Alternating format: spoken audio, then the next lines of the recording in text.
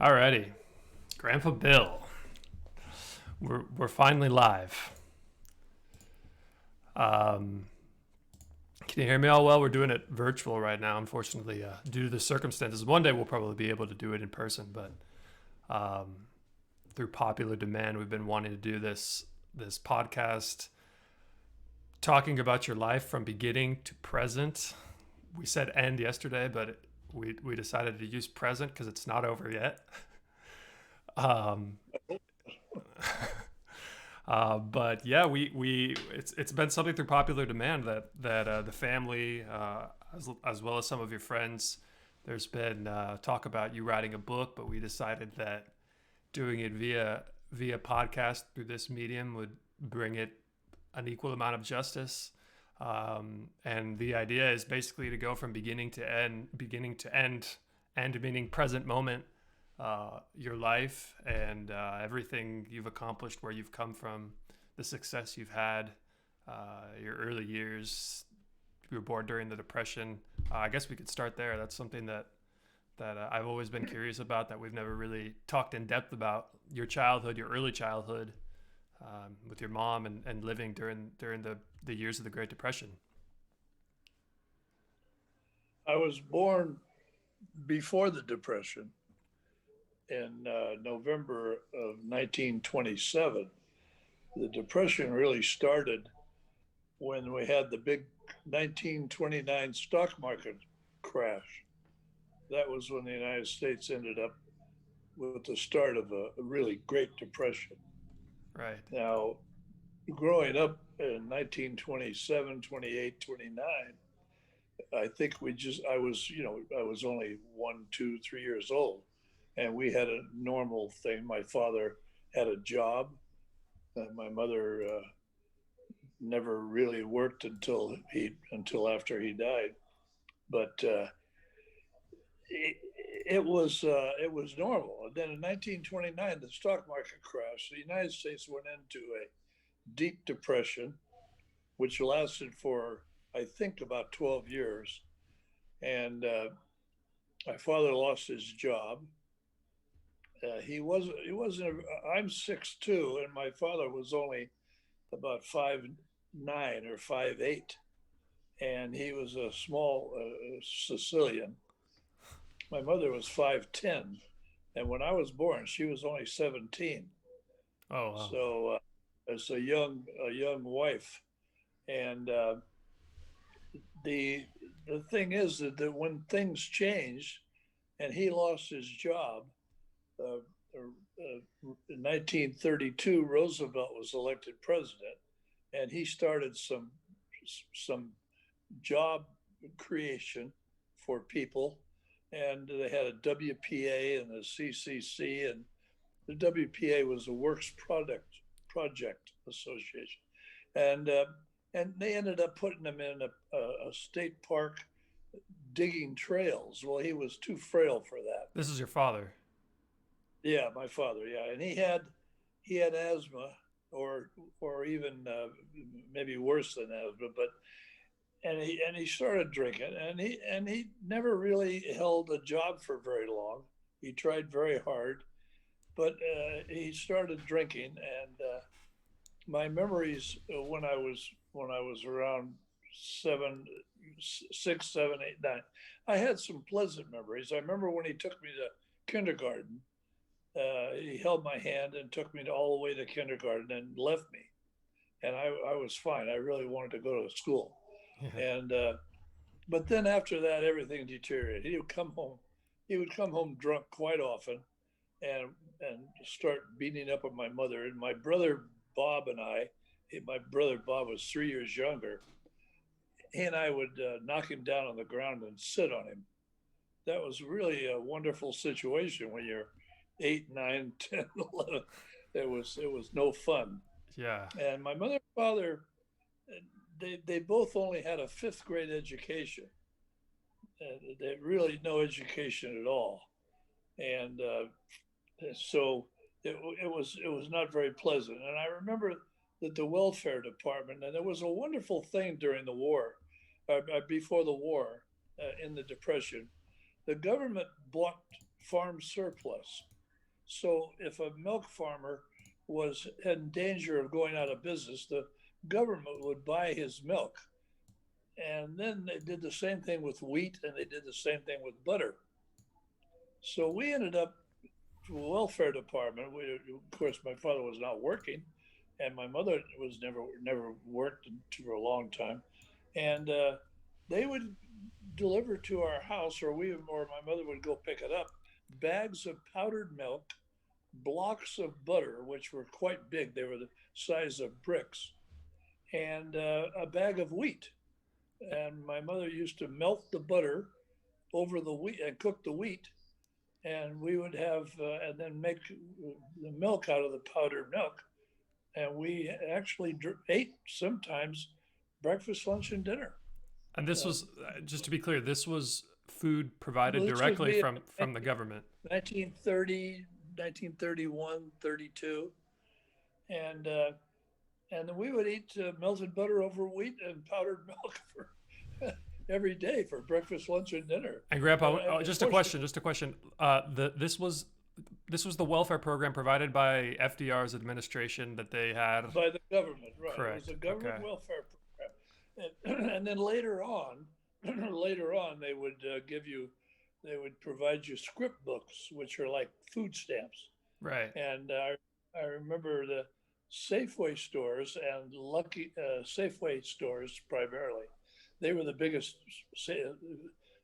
grocery chain in the United States. They had 2,000 stores, and my mother would go to the store with a $10 script book and literally fill the back seat of the car with groceries Right. for $10. Everything was cheap. I was in the position of being the oldest, and I would work starting when I was 9 years old, 9, 10 years old. I would pick prunes for 25 cents a bucket. I would pick pears and peaches. The whole Santa Clara Valley where I was living, San Jose, that was all fruit trees. Everywhere that Silicon Valley is now was fruit trees. This And is those were this is Mountain View and pretty much what you think of today as the Silicon Valley area and the Bay Area, right? Which is Silicon Valley now is all office buildings. right. And if you go drive drive around, that's where all the Silicon Valley companies are now. But that was all fruit trees. And one of the things that we were able to do was to eat the fruit off the fruit trees. And I remember a lot of little incidents in those days.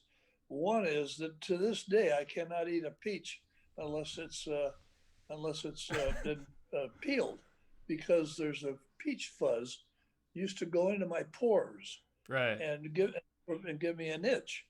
And also the other thing, everybody says the good old days. Well, that's bull.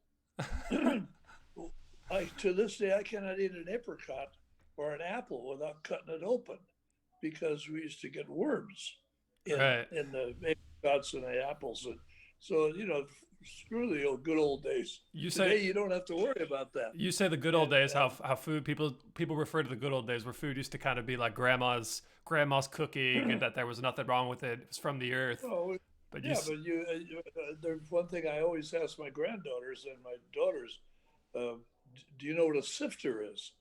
Well, you had to use a sifter with flour. You'd buy a bag of flour, and then you had a sifter which you would turn, and it would sift the flour through it, and it would take all the weevils out of the flour. right. And, and today you can hardly find people that know what a sifter is. Yeah, I've Those never are just a few little things that were going on. Now, we were really poor. We were so poor that we couldn't even afford rent. And the welfare department used to rent garages and rent even a basement one time. right. I'll never forget that, because we were living in this basement and a big rat came out and chased my mother, and I had to chase the rat, a big, like a foot long rat. Yeah. And little things like that, you remember. I remember them. And then as things went on in 1932, 33, 34, we would get the script books, and we would be able to get good groceries from the supermarkets. ingredients and stop eating the melted butter over the wheat and the powdered milk. First time I ever drank milk, it was regular milk, whole milk, and I couldn't believe how good it tasted. It was like eating ice cream. This So was this was in like because 1935 yeah, when the country yeah, started to come out of the because depression. before that, I was eating powdered milk mixed with water, Right. and boy, when I first drank homogenized milk, it was unbelievable. So to this day, I drink milk every day of my life. Yeah. Now, now we get into where I'm getting ready to. I'm going to school. I'm in the first grade, second grade, third grade, so forth. And You're about 8 years old here. It's coming out of the yeah, country's coming out of the depression. It's about six, seven, 1934, yeah, 35. yeah, coming out of the depression. My father's getting odd jobs here and there, and but not very often. And we didn't go off of welfare till I was 15. So Right. so we were on welfare for the first 15 years of my life, and and I remember things. I remember incidents like one time, my brother Bob and I went to school with no shoes. We went barefoot, and the school called the truant officer. He came and he took us to a Safeway store and bought us tennis shoes for $2.50 a pair. Wow. So, so we first time in our lives we had shoes without holes in the bottom. I spent a lot of time when I was young putting cardboard in the shoes because we had holes in the bottom of the shoes. It was an interesting life, and maybe I learned a lot from it, and maybe I built up some immune systems. I don't know. So and then we get into 19 late 30s. I had an aunt and an uncle who were uncle was an accountant, so they made a little bit of money. And on Sundays, they would take us to dinner at Italian restaurants, or they would buy the pots of sauce and pots of raviolis and spaghetti, and we would take it home and eat that. So on weekend, a lot of times on Sundays, we would have a pretty good meal. Right. And, but I'll tell you, I weighed 160 pounds compared to now 230, Yeah. and Yeah. I didn't gain any weight till I got married. I remember when we talked on the phone, you mentioned that that was one of the reasons that you're a big Italian food guy these days. Well, you have originally descended from Sicily, but with all of the situation I'm nuts for Italian food. to this It's the day, right? To this day. most wonderful food in the world. I eat at Italian restaurants constantly, and I make spaghetti sauce. I just made 25 bottles of spaghetti sauce. Everybody says the best they've ever had. So anyway, so then we get into the 1940s, 1939, 40. Now I'm in like the fourth or fifth grade, and I am nuts for geography and history in those days. And I was a prodigious reader. There's no way in the world I can convince people to how important reading is. Right. Reading is what made my life. When I was 12 years old, I got special permission to use the adult library in San Jose because I had read everything in the children's library. And the first thing I did when I got the adult library is to read the encyclopedia from A to Z. I read every book, the whole set, and I read those in the library, and I was able to read whatever I wanted. I am totally a nonfiction reader. Right. I don't read fiction if I can. In college, I had to read some fiction. So anyway, we get into Just before you go on, what age was that around where you started to read at the public library in San Jose? You were 11 in or grade school 12. still? I got a special permission when I was 11 or 12. Okay, so like And, around fifth, sixth grade. yeah, I had a teacher in grammar school that was just absolutely wonderful and really helped me a lot to get the permission to use the adult library. Right. And so we get into I'm getting into the sixth grade. San Jose had a system where you went to kindergarten, then you went to first, second, third, fourth, fifth, and sixth grade. Okay. Those were the grammar schools. And they really did a lot in the grammar schools in those days, which they don't do today. They taught carpentry and electricity and electric working. You took a lot of classes. You even had to learn how to dance and how to swim. The grammar schools had swimming pools, and those were really fabulous. And then when you left the sixth grade, you went into what they called junior high, which was seventh, eighth, and ninth. Right. So by this time, I am working in a theater in San Jose. I had a little, like a sifter, and I would empty the cigarette butts out of the ashtrays and through the sand, and I would pick up stuff in the theater, and I got free movie tickets to go to the movies. Th- Every Sunday I went to This the movies. was this your first job, Grandpa, working at the theaters? My first job was working in the theater, helping out, picking up trash and that sort of thing. And then I started selling papers. Now I never did sell papers. I never delivered papers to houses. I went downtown and stood on a street corner and sold papers, and mostly starting out with the San Francisco News, which doesn't even exist today, and the Call Bulletin, which was almost a orange newspaper, and it was that was the color of it. It was Call Bulletin. It was called, and so I was reading. I was selling newspapers, and every time I sold a newspaper, I got 2 cents Yeah. of the 10 cents of the paper, and when I accumulated 10 or 12 or 15 cents, I would run to the dairy, San Jose Dairy Creamer, San Jose Creamery, and buy a milkshake.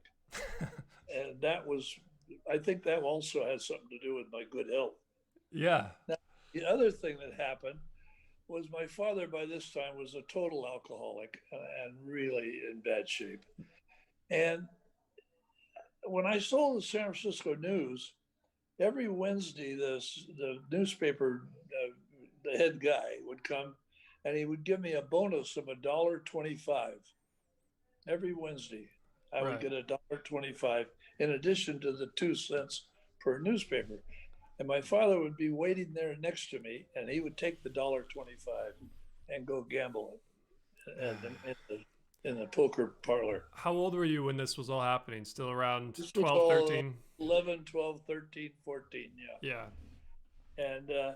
And then at the end of the ninth grade, when I graduated from Woodrow Wilson Junior High in the ninth grade, I quit school. That was the end of my schooling, and I think it was in late 1944. I joined the National Guard. I lied about my age and joined the National Guard. The World War II was going at this time. So just to And just let me stop you there. You were 14. You quit school going into the ninth grade. 14, 15 years old. Uh, after the ninth grade, yeah, After the ninth grade, and then you're like you're like 15. right, and then Yeah.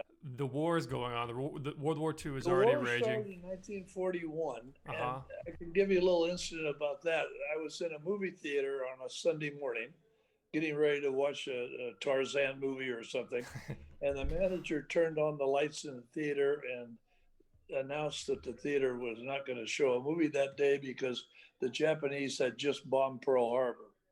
That was in December 1941. And this was the kind of reaction I had. I ran out of the theater and ran 4 blocks to Santa Clara, First and Santa Clara Street, where the San Jose Mercury News was located. And I picked up the largest stack of newspapers I could carry.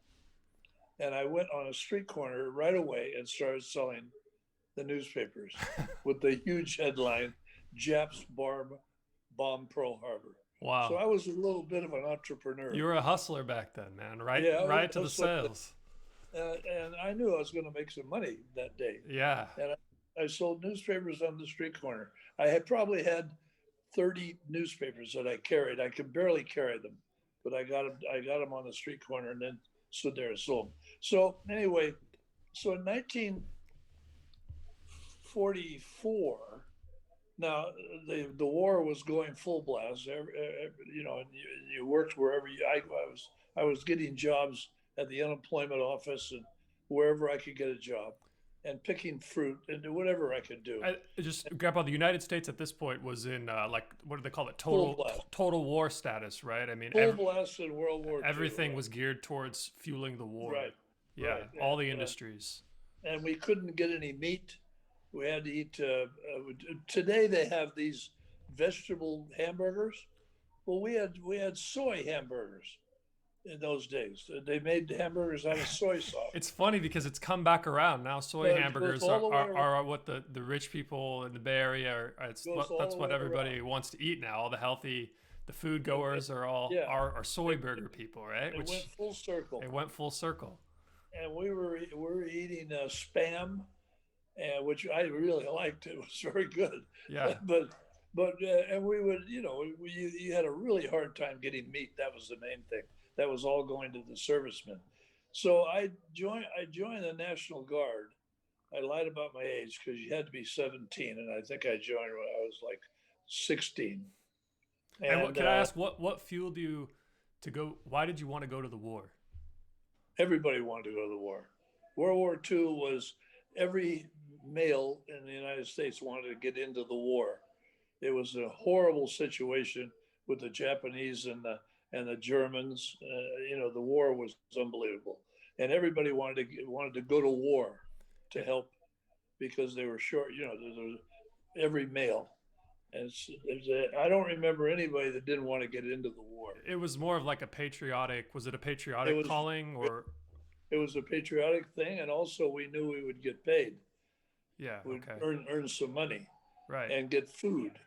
So what happened was, all of a sudden I got transferred into a Army supply company, and I ended up on a Liberty ship in San Francisco, and went 29 days across the Pacific to Leyte Gulf in the Philippines.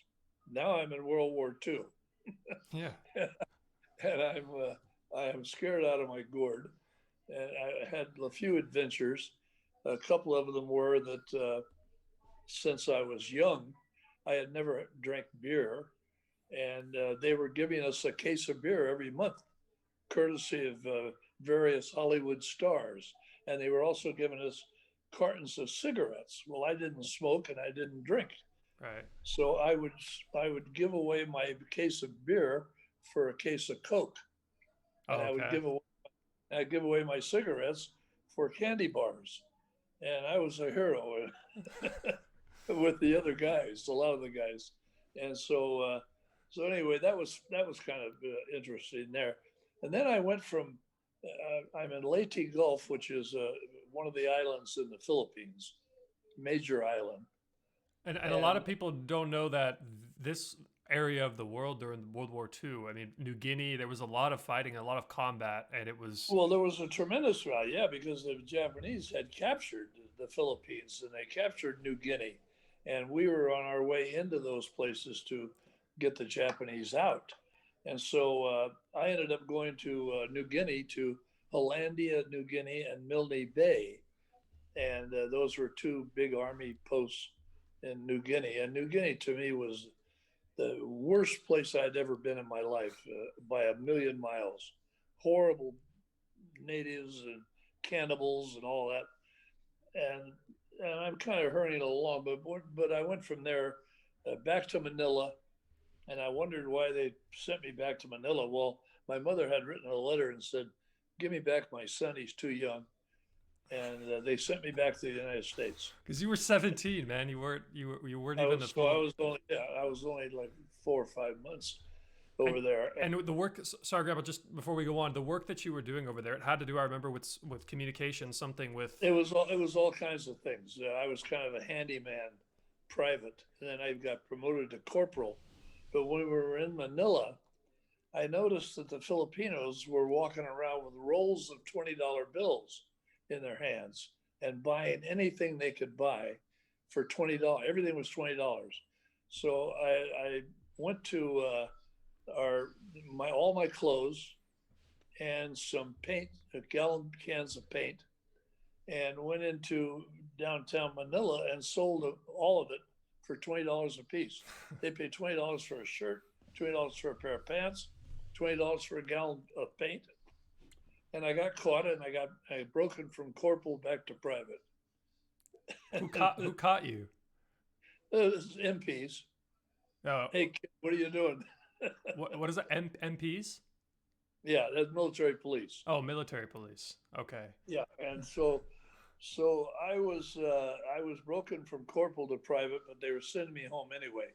And on my way home, I came home on a Victory ship, which was a much better ship than the Liberty ship. Liberty ship was a horrible ship. You put 1,000 soldiers into a ship that could only really hold about 800 or 600, and it rolled like a bathtub. I was so seasick, I was afraid I wasn't going to die.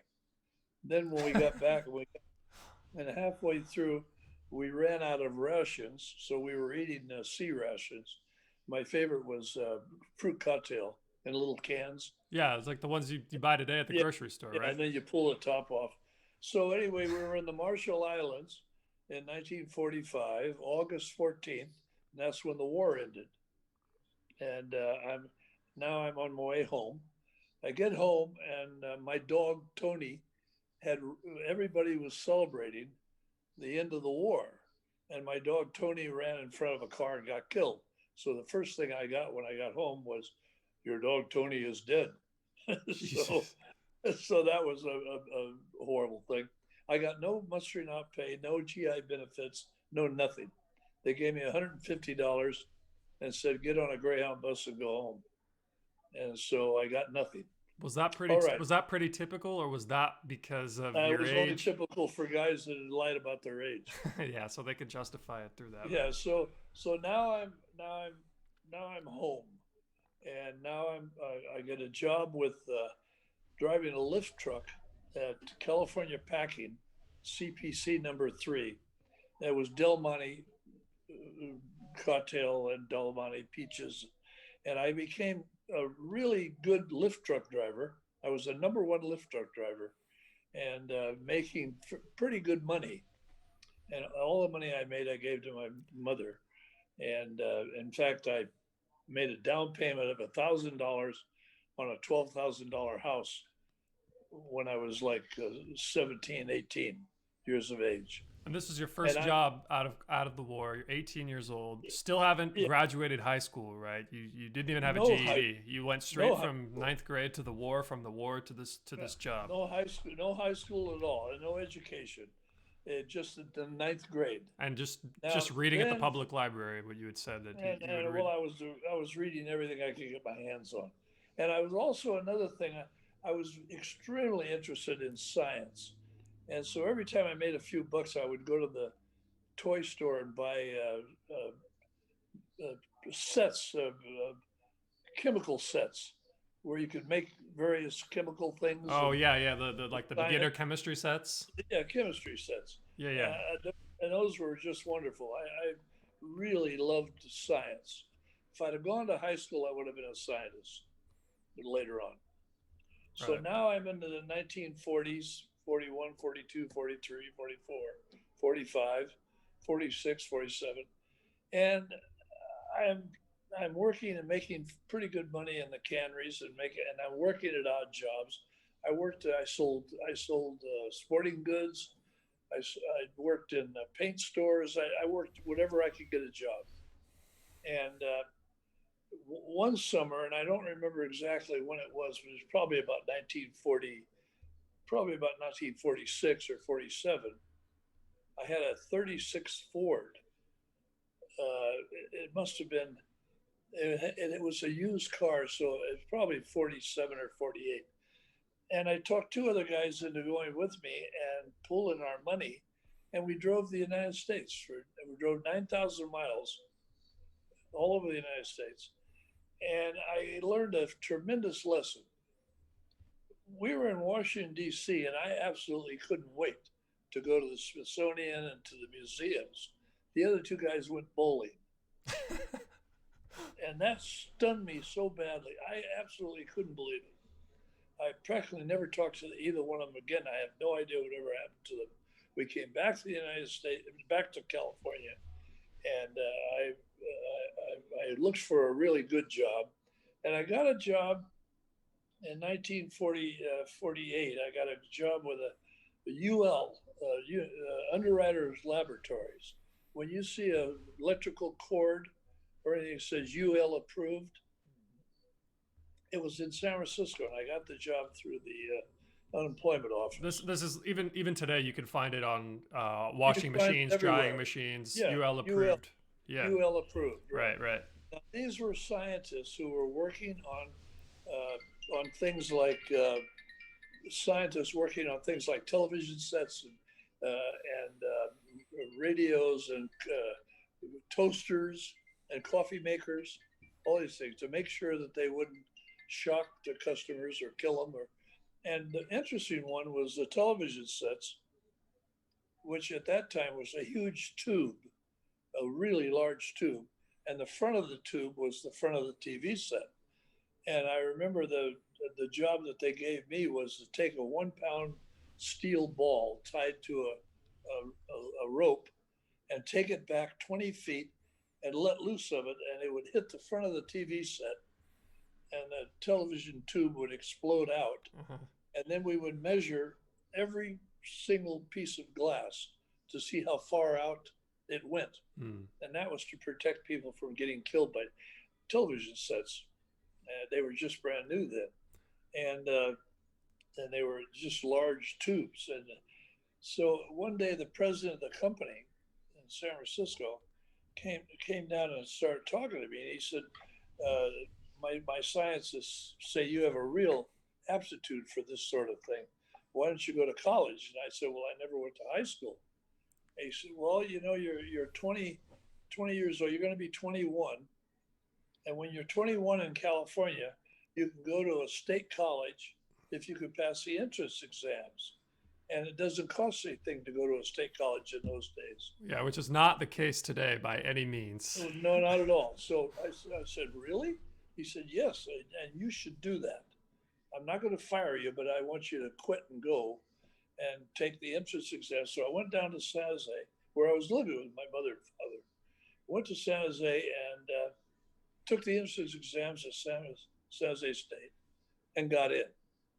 Wow. I passed in the highest 10%, and I got into San Jose State. Now, my life totally changed, totally, 100%. Now, all of a sudden, I'm in college, and I'm among people that earn money and have money, and you know, and eat regular meals.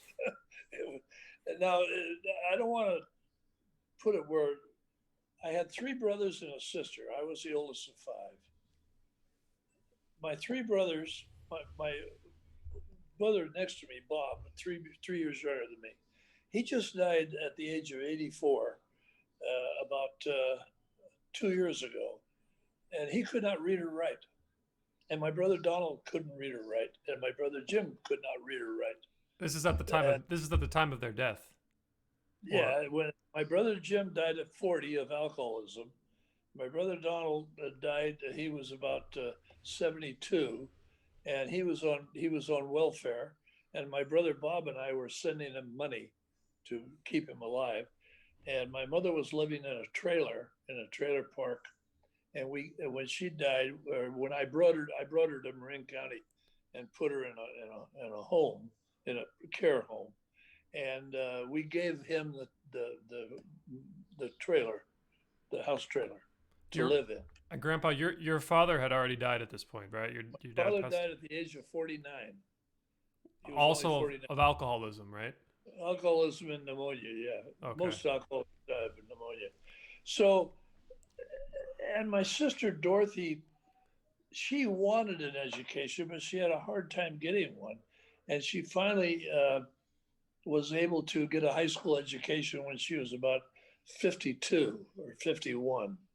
But life was hard in those days, and she had they all smoked. I never smoked, and there was a reason for that. My mother tried to earn a little extra money by renting out a room in our house.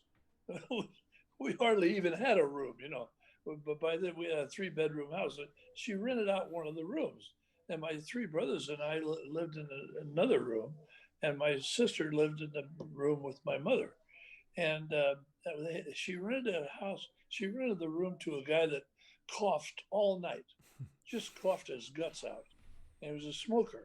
Yeah. And, and I said to myself, I am never going to smoke. And I never did because of that experience. So now I'm a college student. I got no money. I'm working 40 hours a week unloading Budweiser beer trucks, the cases of beer every day. The big truck would arrive from San Francisco at this warehouse, and I would run out with a couple of other guys, and we didn't have any lift trucks. We unloaded by hand. So I got a really good Got physique a for good that. base there. But I'm And still Grandpa, how old were you when this was all happening? About how? 22, Okay. Oh, so 21, you were still at San Jose State then, still in college. 20. I started in 1949. Yeah, Yeah. Okay. 1949. I started in September 49.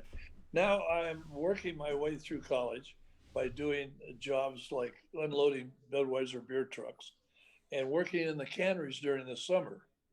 During summer vacation, I worked in the canneries. I was still the best lift truck driver they ever had. Right. Well, Uh, what can I ask you? What defined you as the best lift truck driver? Just how fast you would finish your routes, or? well, you can pick up a load. Oh, I I'll tell see. you now. I'd like to see how you would handle a I pro. load, a pallet with cans stacked like 20 high, Yeah. and not throw cans all over the Oh, place. okay. Yeah. So there was danger of I, spillage. I, There was I danger could of. pick them up and run them to the seamer, which they call a seamer. That's where you put the cans in and they go through and get a lid or they get a bottom on them. Then they get filled with product and then they get sealed. And that was called a seamer. Right. And so anyway, I'm going to college now. I sign up as a freshman, and I signed up for football. I signed up for basketball and baseball, which I had never played, and I damn near got killed. Why did you want to play football, I wanted basketball, to and play sports. Every guy played sports, right? and I wanted to play sports. Well, I went out for football, and the coach Brosnan said, "Go over there, and the guy's going to run with the football, and I want you to stop him." Well, when I woke up, that was the end of my football career. And he went on to win. Were you still on the field when that happened? When you woke up? Or Well, what? I was laying on the field on my back, Jesus and Christ. they were pulling my belt to get me breathing. And then when I played basketball, I ended up against a guy named Billy Wilson, who was a big star with the 49ers. And he was 6'4" and made of steel. Well, I'm trying to guard him, yeah. and he hits me in the face with the basketball and practically knocked me out. And I said, "That's the end of my basketball career." And then the baseball coach said, "You don't know what the hell you're doing. You get out of here. You can't have." So anyway, I knew from what I had known a little bit about life that skiers were rich people, because in those days it was only Sugar Bowl, which was built by Walt Disney and the Fleischackers and all the rich people in San Francisco in 1932. And so I signed up for the ski club. This I is sugar. figured Oh, this is Sugar Bowl in Lake Tahoe, right? The Sugar yeah, Bowl. Yeah. Okay. Donner Summit. Yeah. Yeah. Yeah. And it was built in 1932, and it was all rich people. And Right. I knew that rich people skied. Right. And so I figured maybe I could meet some wealthy people.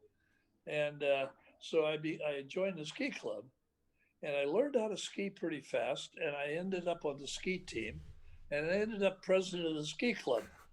We had about 200 members. And I This is at remember, San Jose State, right? San Jose State yeah, Ski now Club. remember, I'm 3 years older than everybody else in my class Right. because I'm 21, 22 years old. They're all 18, graduates of high school coming into college. Right. So I'm an older guy, which meant a lot with the women. Yeah. So Yeah. so I told the guys, I said, now we're going to get a card table at freshman sign up, and we're going to set the card table over there, and we're going to sit at it. And every time we see a really good-looking girl come in to register, we're going to drag her over and talk her into the ski club. There was We high demand for good looking women in those days. I'm assuming It coming was out of the unbelievable. war, It was unbelievable. and you were in We ended up California. we ended up with over 200 members. I Wow. was I was Mr. Skier, and and we and I was on a ski team, and my whole life became skiing. And I never had to pay for a ski lift ticket because I would work on the chairlifts and I made a deal. Uh, One of the reasons I was nicknamed Deals Cancilla was that I talked to the University of California had a ski lodge up in Tahoe by Sugar Bowl and Soda Springs. And Soda Springs was kind of my hangout. So I talked to the manager of the University of California Ski Lodge. He said, "But we're practically bankrupt. We can't get any people to stay here." I said, "Well, I got 250 members in my ski club. I can guarantee you 50 people every weekend." "You can? You're the new student manager of University of California Ski Lodge." Wow. So I got free food, free lodging, free everything, and I told all the I got a deal for uh, like $30 a night, including dinner and breakfast. Just a win-win for everybody, right? And for 2 years, I was student manager of University of California Ski Lodge, going to San Jose State. It was interesting, and I was being paid to work on the chairlifts to help people get on the chairs, and I was really learning how to ski, and and I'm working all these odd jobs. So we go to 1950. We had 49 to 50, 51 to 52, 52 to 53. I go 4 years to college. I quit before I graduated. I got a call from a guy named Bob Roos, who owned Roos Brothers department store in San Francisco. And he said, "I hear you're Mr. Skier." Mm-hmm. He said, "I'm looking for a ski expert to run my ski department and to set up ski shops at the new Squaw Valley, which was built in 1949, and at the new Heavenly Valley, and so forth." I had went to the recruitment day one day, and was almost all insurance agents. And we're going to make you the top insurance salesman in the world, and your starting salary is $250 a month. Hmm. And the first thing you're going to do is go to all your relatives and sell them insurance. I said, "No, I'm not." Well, What kind Bob of Roos what kind immediately, of insurance was it that they were trying to get you to life sell? insurance, Life insurance. Okay. life. These were when those So the appreciate, what do they call these types of life insurance policies that yeah, the, life insurance, yeah, different kind, the right. term, the life term. So, so Bob Roos calls me and got my name from the school, and he says, "I'll give you $450 a month to start." That was $200 more a month than the insurance. So I quit San Jose State and went to San Francisco. Went to work for Roos Brothers as their ski expert. And And this is when you left San Jose, basically. You moved to this San is Francisco. 1953. 1953. And from that point onward, basically, you were living in San Francisco, Well, then I Marin moved area. to San Francisco, yeah. Mm-hmm. And I got an apartment with six other guys up on Twin Peaks. And it was party time. And I lived on frozen chicken pot pies. And I still weighed 160 pounds. But I was Mr. Skier. And up in the ski resorts every week. The I had At San Jose State, I had met and wooed a lot of girls, a lot of women. I was I was a big shot. The One girl that I met was Cynthia Brown, and I she had transferred from Arizona State to San Jose State, and she was sitting. I was at a party at the DG house, the Delta Gamma house. I had joined Sigma Nu fraternity. They talked me into joining when I was a sophomore, and I didn't want to join a fraternity because I couldn't afford it. But they knew that I had 250 members of the ski club, and about 200 of them were the best looking women on campus. So they wanted me badly. Right. So they offered me free membership, and they would give me books, their books for the classes, because I couldn't afford to buy the books. So I was getting free books from them from the Sigma Nu members, and that was quite a deal. And so I asked, Cynthia was sitting at a party at the Gigi house, and she didn't know hardly anybody, and I didn't know anybody. And I went over and I got to talking to her, and I asked her for a date. She says, "I really like you, but I am engaged to a guy who's in Korea, in the Korean War." And I said, well, that's all right. Can we be friends? She says, yeah, we can be best friends. Oh wow. And I'll go out with you and I'll go dancing with you, but it'll strictly be platonic. Well, I'm taking her out and we're having a good time. And I'm also dating other women. One of them was a Miss America. And I found out that she was the daughter of Governor Brown. Oh Governor wow. Her name was Cynthia Brown. I didn't know it. I didn't know she was, and that's how I got involved with the Brown family. And so then, What was your involvement with the Brown family? You mean just well, socially? after we left college, she left college and I left college. I got married and she got married, and we moved. Donna and I, my first wife, we moved into Park Merced, and Okay. it's 2 doors down is Cynthia Brown with her new husband, Joe Kelly. And Park Merced, if I'm not mistaken, they're the big towers in San Francisco, there's right? towers and then They're you still drive there. to, If you drive, it's in is it in South San Francisco? Where is it? The no, but yeah, but there's also garden apartments, and right. we were in a garden apartment. It Okay. was $95 a month in the 2 bedrooms, and it was terrific. And Those everybody towers moved in. and those towers still So what? stand there today. The Those. towers, yeah, it's very popular. Mm-hmm. So anyway, now all of a sudden, I'm living just a few doors away from my best friend, Wow. and and uh, and my wife Donna played bridge with her, and with Barbara. Barbara was there with her husband in Park Merced, and Barbara Perkins and her husband. A whole bunch of people from San Jose State are living in Park Merced, and so that was just a little sideline. So now I'm working at Roos Brothers in the ski department, and the first 6 months they take on new head skis.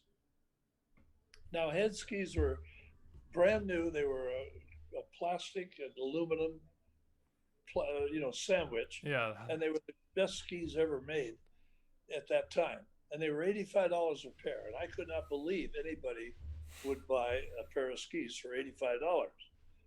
To me, $40 was the top ski you could buy. Right. It's like Switzerland or somewhere. So anyway, the, people would buy them. They'd come in and buy them, and they'd go skiing, and they would come back and tell me, Bill, my skis were stolen. People started stealing because they were $85 a pair, and they were beautiful. And Howard Head, who was the guy that invented the ski, he came and told us all about how he made it and everything.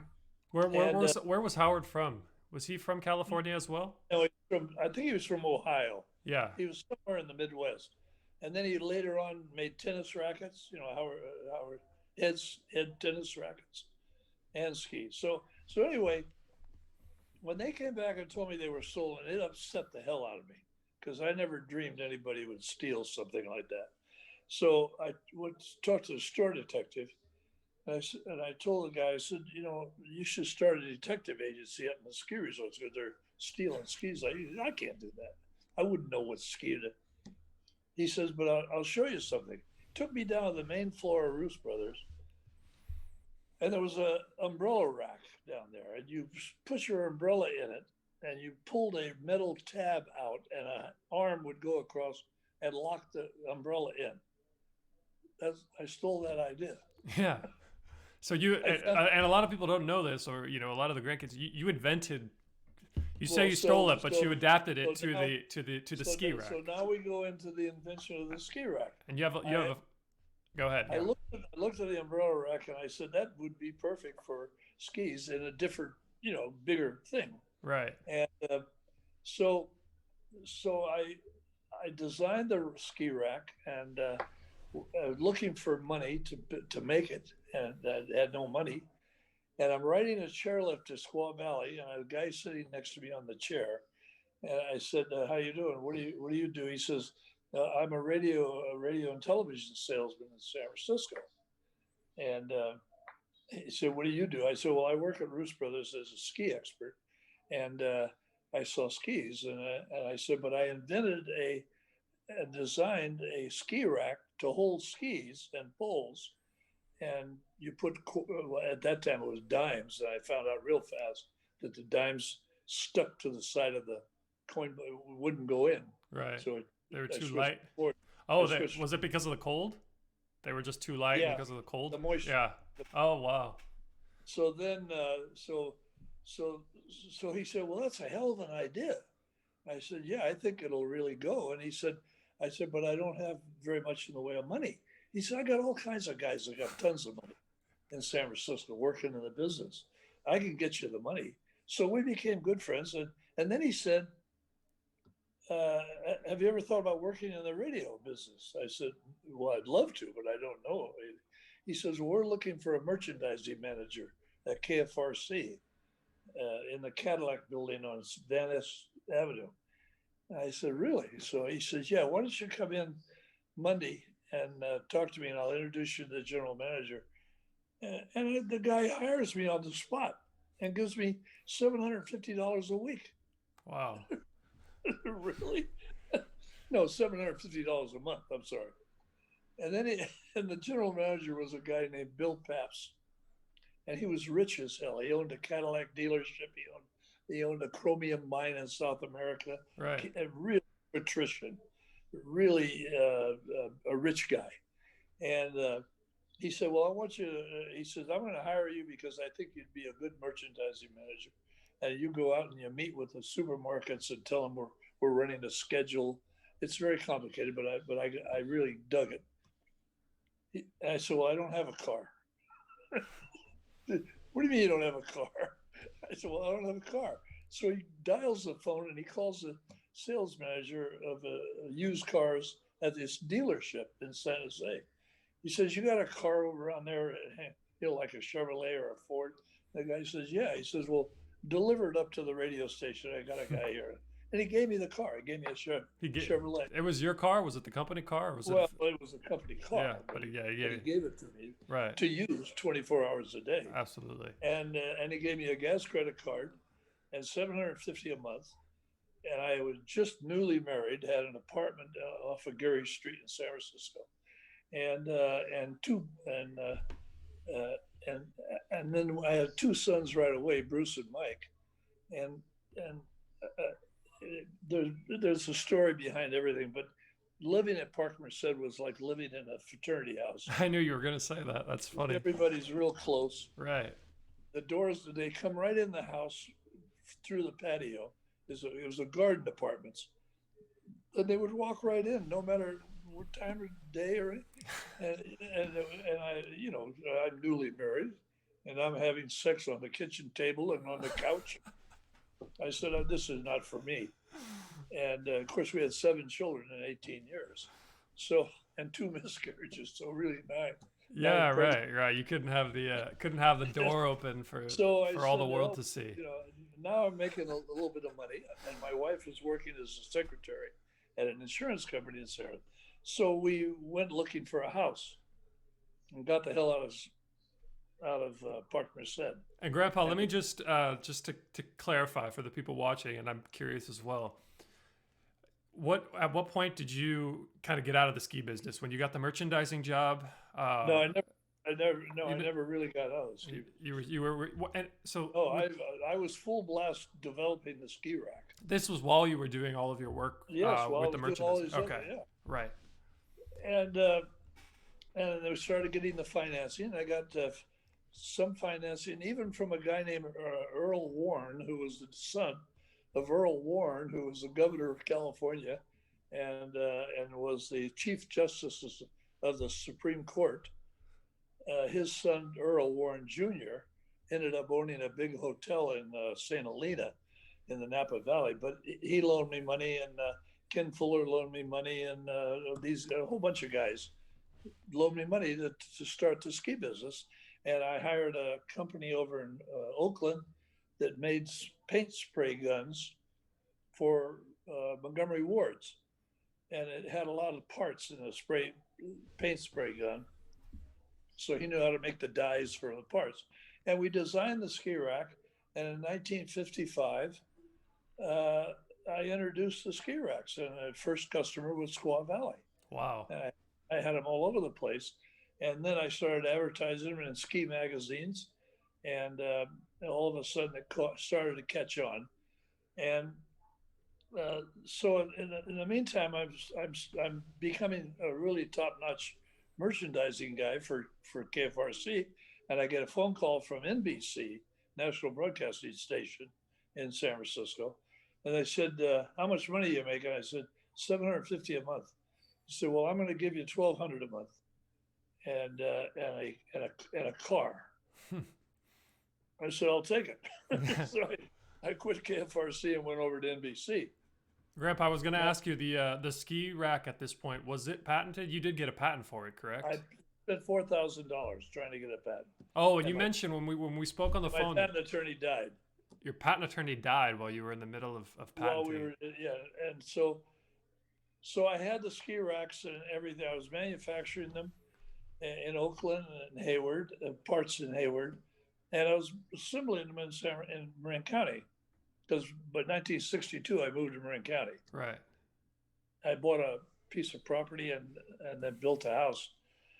I manipulated that. $7,000 for the half acre overlooking the bay, and then I borrowed money on that and built a house, 4-bedroom house. This is the house in Marin County that we grew up. The one above Marin Joe's. Okay, yeah. Yeah. So then I am going full blast in the ski business, and I'm working for 18 years married to Donna. I work 7 days a week, or 5 days a week in radio and TV. And I went from radio to TV to owning an advertising agency, and a lot of things I can tell you that you couldn't possibly do today. While I was working at KGO Radio and Television, I owned an advertising agency. My number one client was Safeway stores, 17 years. And my second biggest client was KGO Television, which was advertising like mad on billboards and in TV Guide and everything. And in the advertisement, you get 15% of everything you spend. Right. So I really had it going. I'm working at KGO Radio and Television 5 days a week. I'm up in ski resorts on weekends and manufacturing the ski racks, and going really well. And then I also own some other companies that I started. Did you have any issues with the patent not going through on the ski rack? Because your patent attorney died. What happened there was by the time my patent attorney died, I'd been in the business for 5 or 6 years. Right. And 3 guys at Stanford University decided they were going to build a better ski rack. Wow. And they built a ski rack, which was based on mine, but they did things where it wouldn't be against a patent, because I put patent pending on everything because I thought I was going to get a patent. So then they sued me for patent infringement because they got a patent. They were smart guys and wealthy, and they got a patent on their ski rack. We went to court. It cost me $2,500 to have a lawyer go to court with me. And the judge said, let me ask you a question, guys.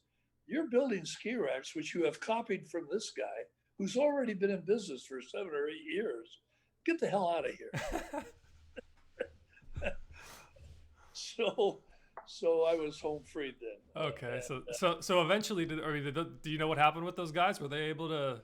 Well, that's a whole nother story.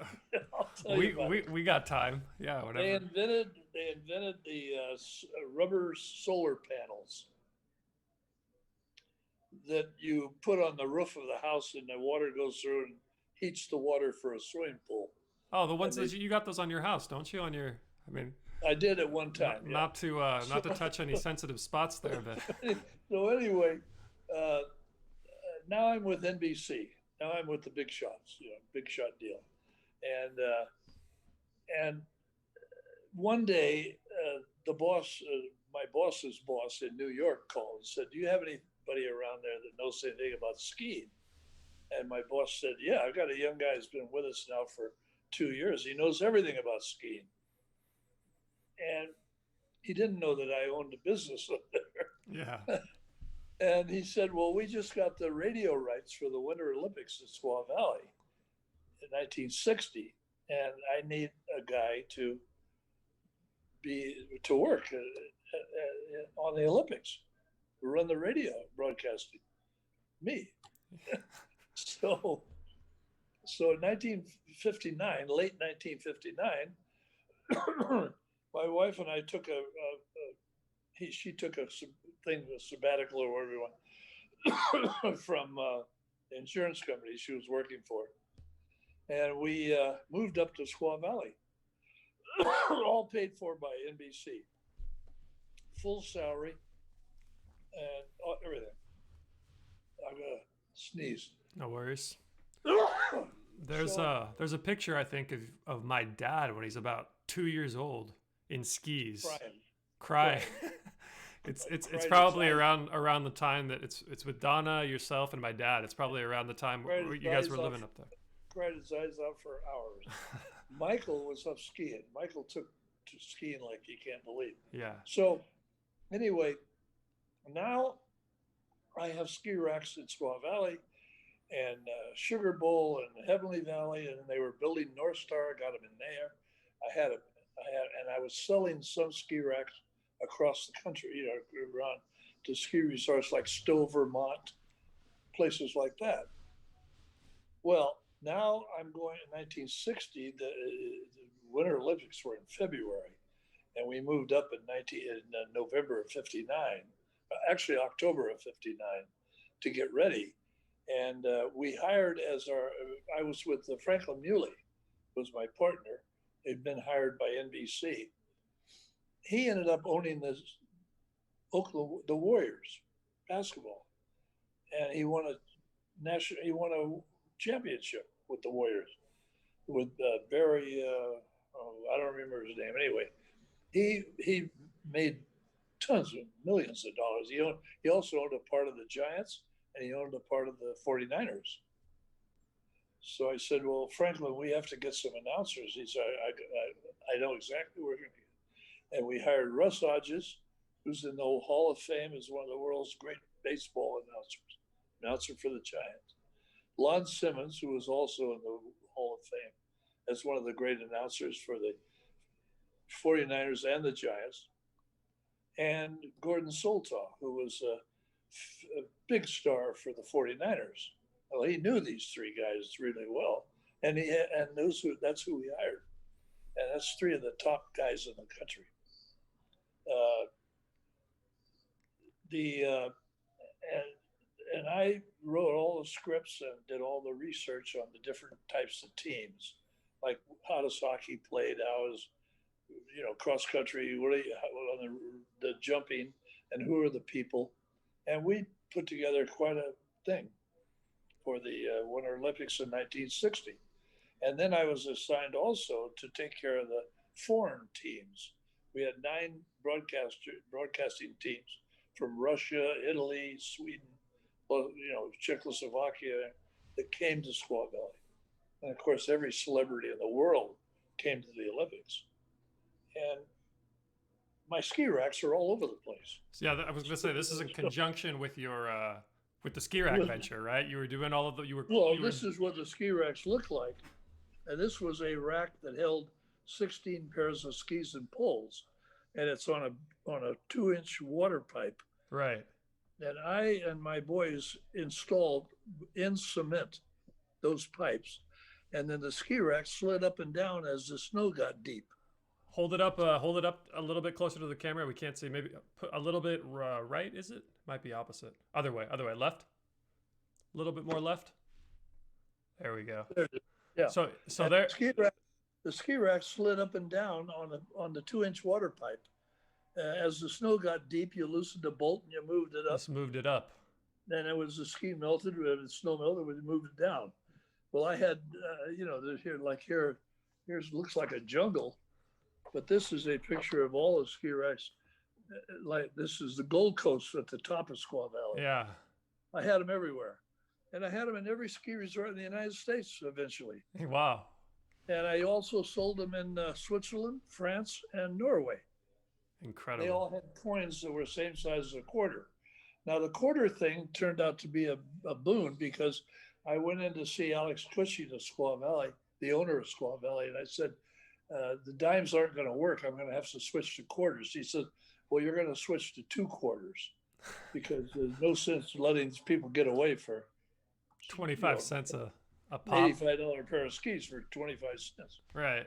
So so we made all our locks to use two quarters, and that was a hell of an engineering hassle. Now, so anyway, why was it an engine? You mean just the actual mechanic of putting two quarters well, in? I had to hire people to help me design the damn thing. Right. But and eventually, I ended up buying locks from the American Locker Company in Jamestown, New York, and they designed their locks so that it would fit into my coin box. But people from all over the world came to Squaw Valley for the Olympics, and they saw the ski racks, and as I started getting orders from every ski resort in the United States. Pretty good, huh? And yeah, and this invention hadn't been introduced outside of the United States. You invented it, and there was no alternative anywhere else in the world. Checking ski rack before I invented it. So then now I'm up to my ears in ski racks, and I'm up to my ears in the radio and television business, and I also have an advertising agency, and my biggest client is Safeway stores. I had them for 17 years. I got them into radio and television. They had never been in radio and television. They're only in newspapers. So tell people just what is it that you exactly were doing with the merchandising at Safeway? You would go to the. I figured out that I didn't know it at the time, but I found out by talking to a lot of people in the business that the companies like say Duncan Hines Cake Mix, which is owned by Procter and Gamble, well they would sell Safeway 10,000 cases of Duncan Hines Cake Mix, and they would give them a certain amount of money per case to advertise. And I figured out, and of course, Safeway was advertised in newspapers. I said, you can also use radio and television, which is the big deal now. And they said, really? I said, yeah, I can set it up for you. All you have to do is show me the contract and how much money you got, and I can buy radio and make commercials. And I did. And I ended up with lots of radio and TV time. And I was a big hero. I was working at KGO and buying time for my clients. Right. And only one guy at KGO Radio and TV knew that I owned an advertising agency, because he came to me one day and he said, Bill, I know you have an advertising agency, and I know you would like another account. I just had to fire my best friend, who's a salesman here, Del Gore. I said, really? Yeah. He said, I want you to hire him to run your advertising agency, because you were going crazy trying to run that and your ski business and everything else. And I want you to hire him, and I want you to pay him $1,000 a month salary. And I said, done. So I did. So I hired Del Gore, who was dumb as hell, and to run the advertising agency. Well, because I'm running up to the mountains every weekend, and I'm working like hell in the merchandising business. I ended up with Lucky Stores and Safeway as my clients, and I also had Monroe shock absorbers, and I had KGO radio and TV, and my boss at KGO was vice president of my ski business, because he invested some money with me. Was this the guy that had you hire his friend when he was fired? Or was no, it was another guy. Another guy. Yeah, and of course, total conflict of interest. Totally. It sounds like it. I was going to say that. Yeah, times were different, I suppose, right? And one of the salesmen at KGO said, I got an idea for a company, and would you like to talk to me about it? I said, sure. And so we ended up owning the Tiburon Champagne Dinner Cruise Company. and we would rent boats from the Red and White Fleet on the San Francisco Bay, and then we would take on like 100, 150 people, and we made deals with the restaurants in Tiburon, and we said we'll bring the people over, and we'll pay you a certain amount for the dinner, and uh, and on the way over we'll give them a glass of champagne. And it really was going full blast. And then my partner Ben Munson got shot and killed by a nut who wanted to kill one of our announcers at KGO. And Munson tackled him and he shot him in the back 5 times and killed him. And Munson's wife also was dying of cancer, so I said the hell with it. And I was having problems with the restaurants. They said I was bringing too many people over, and the locals weren't eating at the restaurants anymore. Wow. So we shut down the company, but it went on for 2 years, so we were doing really well. It was every Thursday night we would take 150 people over to Tiburon for dinner at whatever restaurant they wanted to eat at. I guess what's the business model there? Would you gain commission from that, or how did No, that work? we were paying the Red and White Fleet to rent the boats, and then we were paying a part of the money, part of the income. We made a pretty good little profit. What is that? The red and white fleet? What is that? Yeah, that's the boats that go all over San Francisco Bay, tourist boats. Oh, I see. Okay. They weren't using them at night. Oh, so you guys would use them at night. You would take them Yeah, out to the on Thursday, only on Thursday nights. wow, okay. And then you take them out to dinner. Yeah, and it got to the point where we were taking so many people over there that a couple of the restaurant owners were complaining because they didn't have any tables left for their regular customers, Right. and they were really upset about it. I said, "Oh hell with it." Ben got shot and killed, and his wife was dying of cancer, and so we just canceled the company. Right.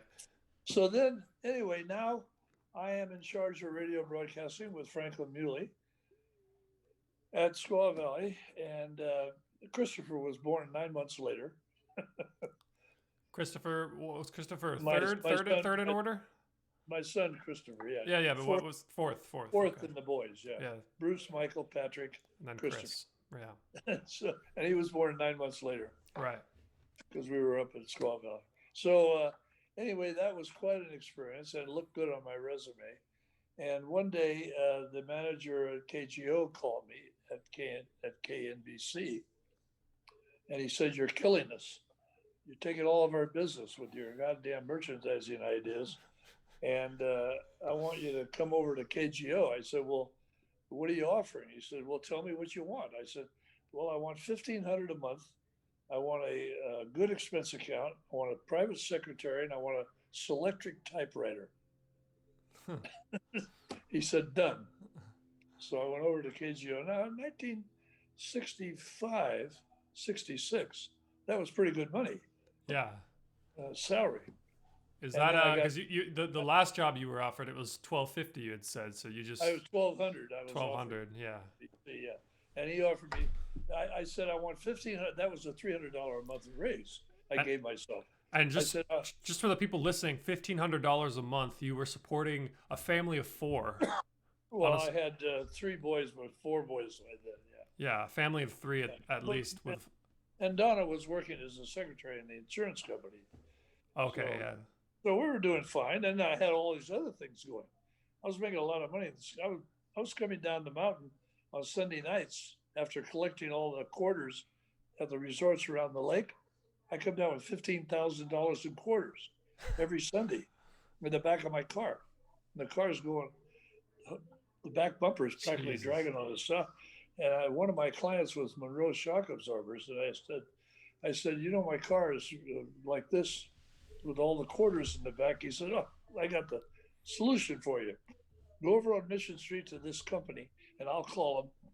And I went over there, and the guy put air shocks in my car for nothing. And I had a button on the dashboard, and I pressed the button, and the back of the car went, so the car always went level, How about that? no matter how much weight I had in the back. Or like hydraulic, the hydraulic. I had Yeah. an Oldsmobile station wagon. Wow. So anyway, I could tell you stories about that for hours. So then, After 18 years of marriage and working 7 days a week, my wife got sick and tired of it, and I got sick and tired of it. And she filed for divorce. And I didn't even know she filed for divorce. We're sleeping together and having going regular for about a month. And she said, "You know, you got to go pick up the papers, or they're going to charge you a lot of money to deliver the pay to serve you." So I went to the divorce lawyer, and I said, "You have some papers for me?" He said, "Yeah, we've been holding for a month." So I took the papers, I read them. I said, "I'll be a son of a gun." I went home about 3 o'clock in the afternoon, and I told my kids who were coming home from school, I said, "Load everything you can get out of the closets of mine, everything you can get. Fill my car up, the front seat, the back seat, the trunk, fill it up with everything I own here." And I left and rented a furnished apartment and never went back. Never went back after 18 years and 7 children. I had been to a cocktail party about 5 or 6 months before that, about 5 months before that. We went to a cocktail party, and Barbara was there with her boyfriend, some boyfriend, some nerd, and she's gorgeous, absolutely gorgeous. She's still, at 84, She really does beautiful. look quite good She's for a 84. I beautiful won't take lady. it. I won't take that away from you. You can't believe how good looking she was at 40. Yeah. So anyway, so I go home, and my wife says, I'm divorcing you. Goodbye. And I'm thinking about Barbara. So the next day, I phoned her. I said, "I love seeing you at the party. Would you like to go out to dinner?" She said, "Well, you're married." I said, "No, my wife's filed for divorce." And she played bridge with Donna. I knew her. And a You lot of guys have people known. thought You had known each other from your first place, Park right? Merced, From Park from Merced. Park You Merced. knew each. Had known each other, right? Yeah, long time, a long time. So, and a lot of people thought Donna was better looking than Barbara, even, but Barbara was dull. So, so anyway, so we went out to They're both dinner. they're both good looking ladies. I So don't. I went out. To dinner with Barb, and I said, "1 year from now, when my divorce is final, we're going to get married," and we did.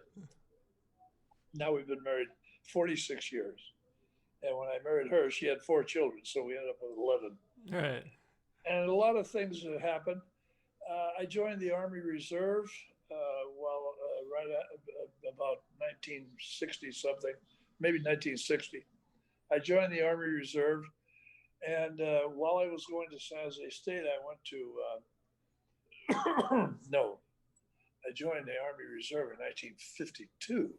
Yeah. And while I was going to San Jose State, I went on weekends to Oakland Army Base to Officers Candidate School, and I became a captain in the infantry.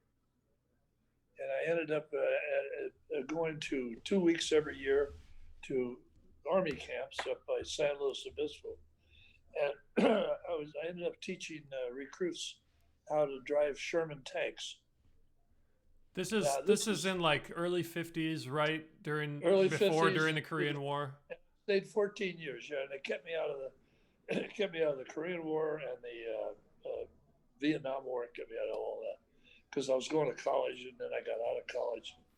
So that's just a little side story, but it worked out. I retired from the Army after 14 years as a captain, and which was pretty good. You have to go through sergeant, second lieutenant, first lieutenant, and captain. This is kind of rewinding a little bit to when you were still in college Yeah. and working with the army, right? You before I was everything. going on weekends. I was going on weekends to Oakland Army Base. Now I'm really, you know, I haven't gotten in the ski business yet, Right. Right. and I went to OCS on weekends. So anyway, then Barbara and I got married, and now I have 11 children. What year is this, Grandpa? Around what What? year? Around what year was this? 1975. 75. Okay. Yeah, we got married in 1975. So in January we'll be married 46 years, and I'm now making pretty darn good money with 3 companies going full blast. and Barbara was teaching, dental assisting, and I had an idea. I said, we got to bond these kids together. So we took all 11 of them to Hawaii and took a cruise, 7-day cruise on a cruise ship from Honolulu to 4 islands and then back to Honolulu. And that the kids still think that was the greatest trip they ever took. And then, of course, I've always wanted to see other countries, do other things. So Barbara and I started traveling in 1982. We took our first trip to Europe, and we've gone every year since somewhere. Been to 87 countries now, and we've taken 40 cruises, and we took a 3-month driving tour of the United States. We've been all of Canada. We've been every country in South, Latin America. So we've been a lot, You guys as have you know. you guys have dedicated these latter years Dedicated, of life to really going to see the well, world, right? she was a college teacher, so she was off for 2.5 months every summer. So Right. we were able to leave for a month. So we would take month-long trips to either Europe or somewhere. And I own my own business, so I could take off. And so everything that's pretty much that. And then let's see, I had some notes here. I hope I didn't miss it. There's a lot more. And then 1982, I won a lottery ticket. I won $350,000. I didn't know that. Yeah, so that was pretty nice. I'd like to know where it is, What but you never you did win the money, right? You got the money yeah, and yeah. 300 it's a cashier's check, $350,000. Yeah, that was nice. That was a good bonus. So, Grandpa, I have a question, and I think some of the people watching as well had a similar question. What's kind of been? It seems like in your life there's been this recurring theme of things kind of working out, right? And it's not that you haven't played your part and that you haven't worked hard, but it seems like with the ski business when I'm thinking right now when you sat on the chairlift next to that guy that ended up being like your angel investor who helped you get your business started and really helped you get your feet Yeah, in the ground in the yeah, ski business. that's right. Yeah. What do you I guess kind of put that on? Where do you think Let that me comes? tell you, let me tell you, without a high school education, without any other education except for college, 3.5 years of college, I, I, I, I got a little enough education, and I have enough education because I read so much. I'm a prodigious reader. To this day, I read 5 newspapers a week. I read 9 magazines. I watch everything. I've never seen a sitcom on television or a cop show or anything like that. I reach nothing. I watch nothing but documentaries and travel and science. I'm an avid watcher of the Smithsonian Channel and the Science Channel and National Geographic. I've had nothing but I probably have the most curious mind of anybody you know, and I don't understand people that are not curious. I am totally 100% curious about everything. Right. If I see something in a store, I say, I wonder who made that or who thought of it or how, I know I only invented one thing, but it worked. It worked for 25 years. It helped me raise a family and buy some nice houses. And we just sold 2 houses last year, and we still own a couple of hotels, a partnership in apartment houses. And so we're doing very well. And for me to live in Kent Woodlands and to travel the world the way we have, it's a dream come true. Right. And I've had good health. Yeah, yeah. So for the people that are watching that don't know, he's 93 years old, people. I He's just turned 93 2 days ago. yeah. And the thing is, and I'm in good health. I'm really in pretty damn good health, as you Yeah, know. yeah, it's And it's and I think that a lot of it is from hard work. I guarantee you, the ski business was really hard work. All those ski racks that were in all the resorts around Lake Tahoe, I I helped with the boys. I never made them do anything that I wouldn't do. We dug the holes, poured the cement, put the pipes in, built the ski racks, installed them. And then one important thing that I forgot was in 1963, I was in Squaw Valley skiing and working on the ski racks on Saturdays and Sundays. And I went to the beer garden to have a beer, and I got to talking to some people. And the first thing I knew, it was like 10 o'clock at night. And I got up to leave, and I went out to the check room at Squaw Valley, and the check room was locked. The gal had locked up the check room and gone home, and my parka was in there, and it was a raging blizzard outside. So I had to walk all the way out to the parking lot to find my car, dig it out, and then drive to our condo. I went the next morning to see Alex Cushing. I said, Alex, I just got stuck last night without my parka and a raging blizzard. Why don't you buy lockers and put them in like they have in the bus stations? He said, I'm not. I'm building chairlifts, Bill. He says, you want to buy lockers? You buy all you want. I'll put them in. So, so I researched and found out the company that made the coin operated lockers was American Locker Company in Jamestown, New York. And I called them and I said, I'm going to put lockers in all the ski resorts. Hell of an idea. I said, yeah, and I've already got contracts with all the resorts around Lake Tahoe. So they gave me credit, and I bought hundreds and hundreds of lockers, and I put them in all of it. Then I ended up putting them in Sun Valley and in Vail and Aspen, and I remember I hired the manager of a restaurant in Sun Valley called the Ore House, O-R-E, Ore House. I said, I want you to collect the money and send me whatever to take care of my racks and lockers. Right. And then eventually I got out of the whole business after 25 years because the big corporations were buying the ski resorts and they didn't want any concessionaires in the resorts. So Squaw Valley, they bought me out in Dodge Ridge, Heavenly Valley, North Star, Alpine Meadows, Sugar Bowl, all those resorts bought me out. And most of that money is now in stocks and dividend stocks. Yeah, you're a big investor in dividend stocks, right? Dividend It's stocks. Barbara and I both buy nothing but dividend stocks. So anyway, so that's pretty much my story. I I am still to this day a prodigious reader. I read sometimes 2 books a week. I do not read anything but nonfiction. And as I say, we have gone to 87 countries and taken 40 cruises.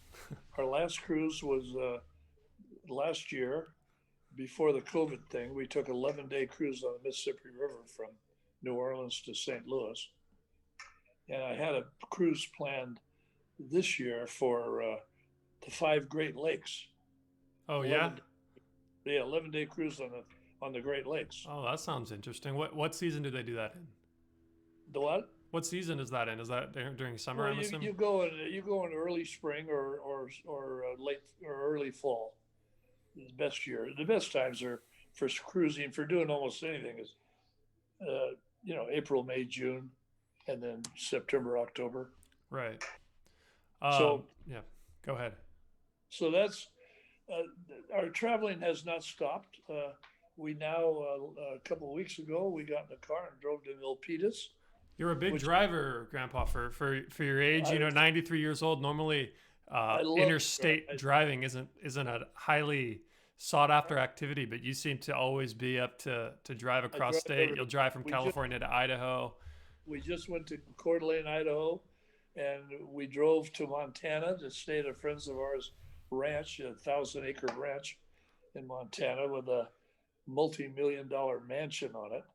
And we just I had never in all the years I've been living in San Jose and Bay Area, never been to Benicia or Martinez. So we got in the car and drove all day Sunday a couple of months ago to Benicia, Martinez, and Port Costa. And then 2 weeks ago, actually, yeah, just 2 weeks ago, we got in the car and drove to Milpitas and toured the Stanford University campus. So It's we still, I drive everywhere and I drive at night and daytime. You've always I'm kind of like been 93. an adventurer, huh? I'm The only 93. this Mart I got a buddy that lives out in Martinez. It's a great area. It's It's a kind of very nice. it's I very was amazed how nice. I country was esque. very, I was very surprised how nice these little towns are, Yeah, and how great they look. And of course, as you know, we've driven the whole United States for 3 months one time, and we've also done a lot of driving. We flew to Miami, Florida one time, and rented a car and drove all over Florida, and then drove the Gulf Coast and dropped the car off in Houston, Texas. Another absolutely. time, another time we flew to New York and rented a car and drove to Gettysburg and all that area, and dropped the car off in Raleigh, North Carolina. And of course, I went to a lot of ski resort conventions in the month of June every year, which were always in great resorts all over the country. So yeah, So, Grandpa, let me ask you, what's your secret in terms of living to 93? You're in great health, mental health, physical health. I've had a few family members claim they've seen you run up the driveway after somebody who's been misbehaving, and we're very impressed by your speed. What do you blame? Not blame, but what do you think has been kind of your I the secret really, for I've tried success? to analyze it many times. I think, first of all, growing up extremely poor and not eating a lot of rich foods because we couldn't afford it. So, my first steak and my first dinner in a restaurant was when I went to college. Before that, I'd never eaten in a restaurant. So I think I got a good immune system and I got a good start on the health. As I say to everybody, everything in moderation except sex. And I never smoked and I don't drink. So You were maybe never a that's big drinker, huh? You never were a big drinker. I know you said because of your roommate you had when you were young, you never smoked, but and drinking hard never work. seemed to be your thing either. I didn't get all you said there. I said that you've never really been a big drinker. You've pretty much abstained from. I've never been a big drinker. I limited myself to 2 drinks at every party I've ever been to, and all my luncheons in the advertising business. I did have a friend one time that we used to have 3 martini lunches, but that was the most. Right. And I'm a big guy, so the liquor doesn't affect me like it would a small guy or most ladies. Uh, Absolutely. and then when I was 85, I gave up drinking. Oh, so now you don't drink at all. I haven't had a drink for 8 years, Oh, wow. and And I also have never smoked. I would smoke cigars with a friend of mine one time. We used to smoke cigars, but I never inhaled. I just smoked them because I enjoyed them, but nothing serious.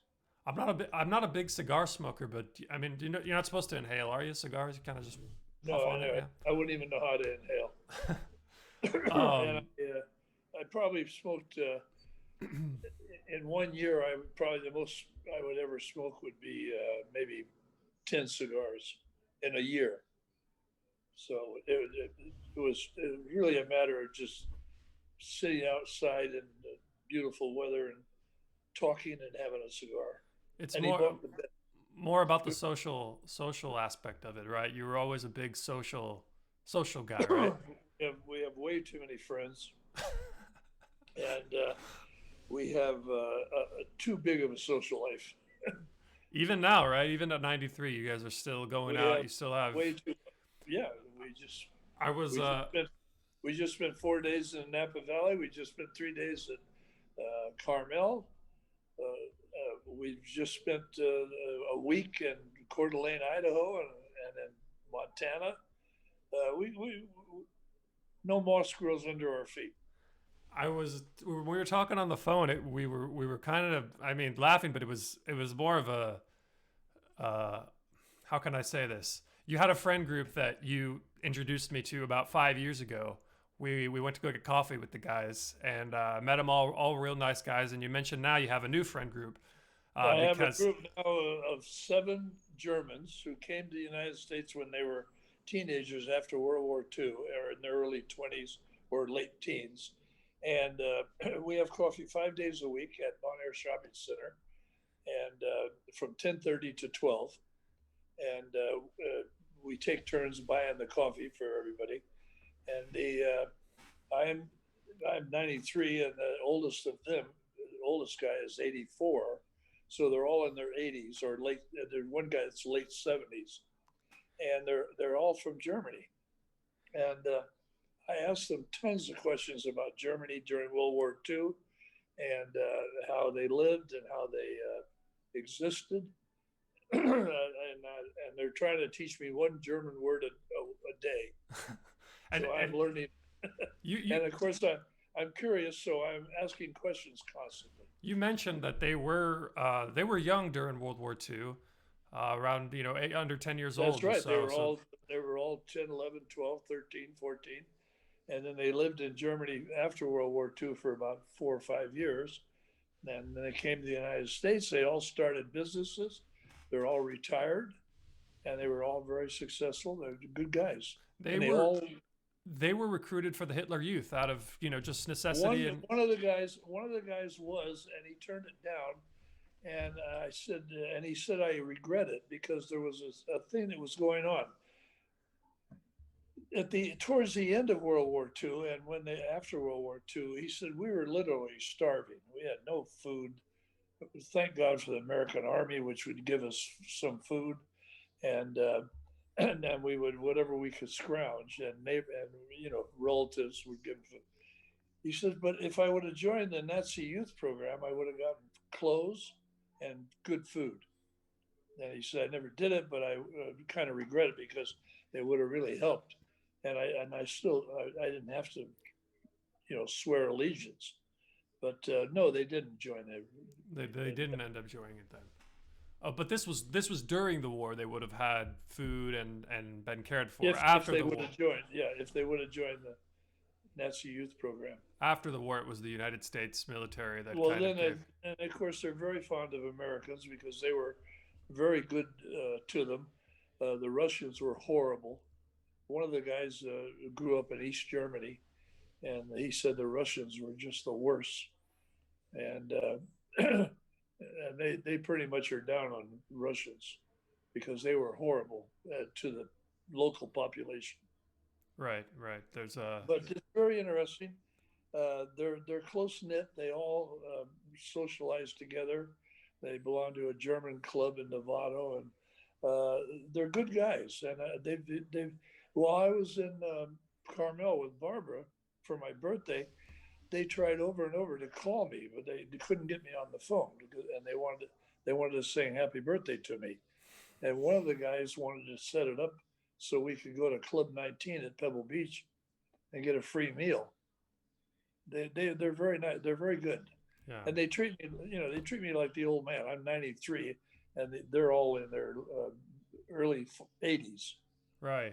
Well, it's an interesting predicament once you're in your latter years, right? I mean, I'm sure when they were calling you and you weren't answering, you'd mentioned they were a little bit worried because, I mean, Yeah, they once were you get worried. up there, it's kind of like When any we day went to can be. Napa, we went to Napa. I missed 4 days, Yeah, and they when I got back, and they said, "Give us your phone number. We were really worried about you." yeah, I see that. So Grandpa, one thing I that we missed that I wanted to talk to you about was your golfing career because we talked before the show that basically you're not golfing anymore. You golfed until I the lost ripe interest in it. the ripe age of what age did you golf until? I started playing golf when I was about 45, and I played till 6 months ago. The problem is the best handicap I ever had was 16. Right. I got to a 16 handicap, and I really was playing all the time, 3 or 4 days a week if I could. And I used to dream of having enough money to take a cart. And when I got to that point, quite a few years ago, I started taking carts. And then I had a knee replacement because I got hit by a golf ball. Oh, tell us about that story. It's 150 quite a miles an story. hour. You were walking, right? On the I golf know I was course? right. I was riding in a cart. I was sitting in the cart with my left leg. A guy was teeing off. I was going down number two at Meadow Club, and a guy on number three hit a line drive right into my knee. So I had to have a knee replacement. And you know that I had a heart valve replacement when I was 88, Yeah. and there was nothing wrong with my heart. It was just that the valve was wearing out. And I said, "Well, how much longer would I live if I don't do 2 years?" I said, "Oh, I'll take the heart valve." And they didn't cut me open. They ran a thing up the aorta vein and stuck the heart valve in my heart. And I went in the hospital on Tuesday morning, went home Thursday morning. Yeah. They do And it I have all. an It's very artificial heart. it's non-invasive now, that kind of surgery, Oh, huh? They it's do it. unbelievable. Yeah. Unbelievable. Absolutely most unbelievable thing I've ever heard of. And I tell everybody I know now, if you have heart problems, ask for the heart valve through your groin. Oh yeah, they do it through the catheter. Yeah, same with like Wonderful. Oh with God. what do they call it? And The now heart ablations and all of that. They do it all. that was 5 years ago. Yeah, it's getting better every day. I have no problems with my heart now. I don't know. It's the world is changed. Imagine how much has changed.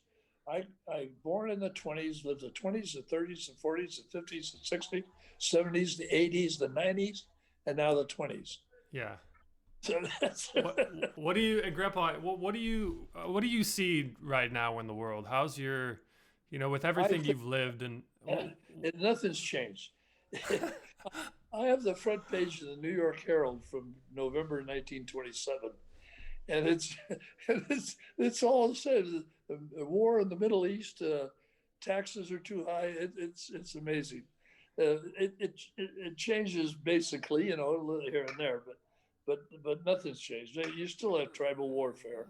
yeah, Japan invaded our country in 1941, and 1918 we went into World War I to save Europe, and which was probably the stupidest war ever fought. And we went through, I've lived through a lot of that, and nothing changed. yeah. The It's only thing that's changed, the only thing that's changed is the technology, and of course it keeps getting more mysterious every day.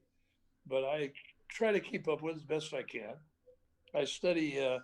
I read Smithsonian Magazine and Science Magazine, and I try to keep up. I have one of my grandsons, Ben.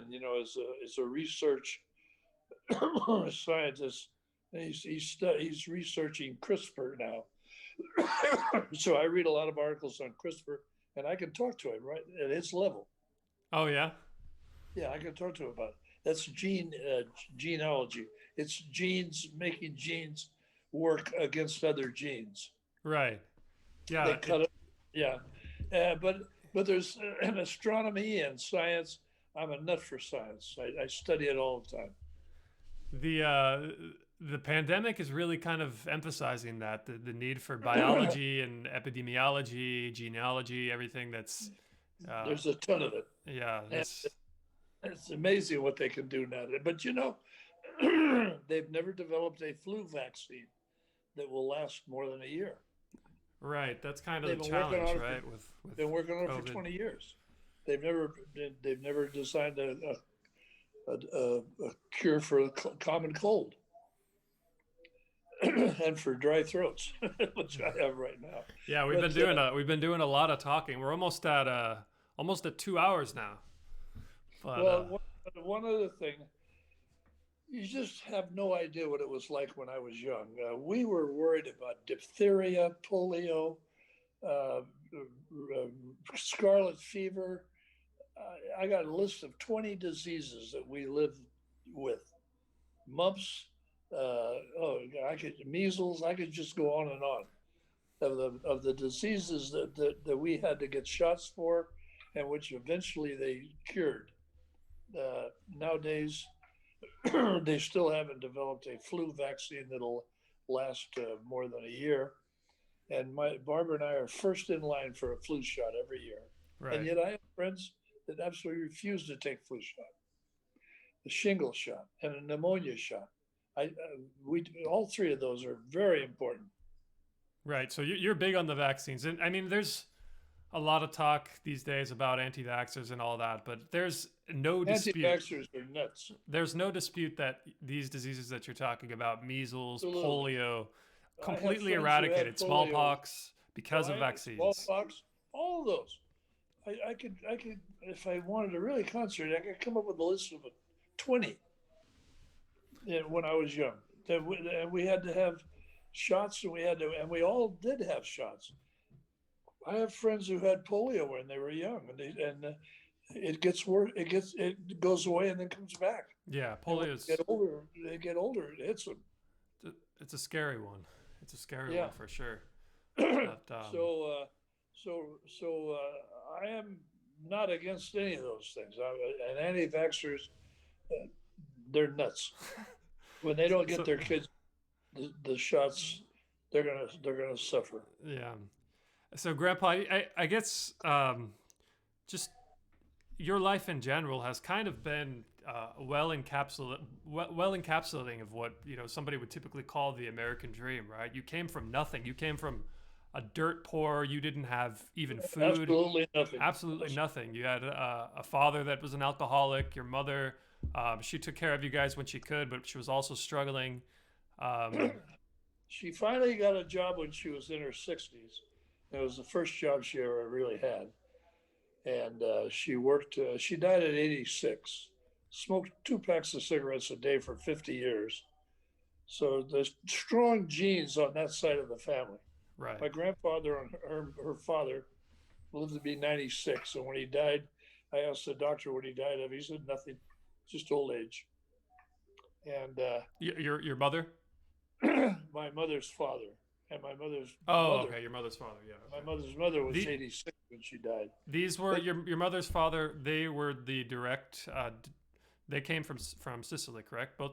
no, that's what my mother's side is not from. I'm They sorry. came Your father's father came from. My father's mother and father came from Sicily, and they came over right in the middle of the Depression. It was a horrible time. My grandfather went to work in a prune orchard in San Jose and worked for the guy for a year. At the end of the year, he asked for his salary, and he said, "I don't have any money." He said, okay. And my grandfather said, "Okay, I'll let you off the hook for the money, but I want to marry your daughter." And he said, "Okay." So he married the guy's daughter, and that was my grandmother Oh on wow. my father's side. Oh, I see. Okay, And I see. then he ended up. A lot of people committed suicide in the Depression because they lost everything. They had nothing. We were down to nothing. My brother committed suicide. So the it was a horrible time. The Depression was just awful, and we almost had one in 2008 when Obama was elected president, and it went through that huge financial thing. We were almost in a Great Depression, a huge depression. The 2008 recession. I see economically, but in terms of how it affected people's livelihood, it was nothing It, like the depression, right? It it was. could have been. It almost was. It was headed that way. The banks had manipulated the market to the point where there was no market. Mortgages were out of sight. People had no money. And thank God Obama stepped in and took over. And That Grandpa, just to continue on, I was going to ask you this. So in terms of the American dream and everything that you came from, and what's kind of been your formula? It's been a lot of hard work. It seems hard you've always work, hard been work. you worked your Hard. ass off, man. It's been something that you've For prided 18 yourself on, and years, I worked 7 days a week. Now, and I'm still, even today, my wife thinks I'm 40. So we take care of everything around this house. We do the gardening and I do the leaves. We have a guy that takes care of the pool, but we just hired him last November.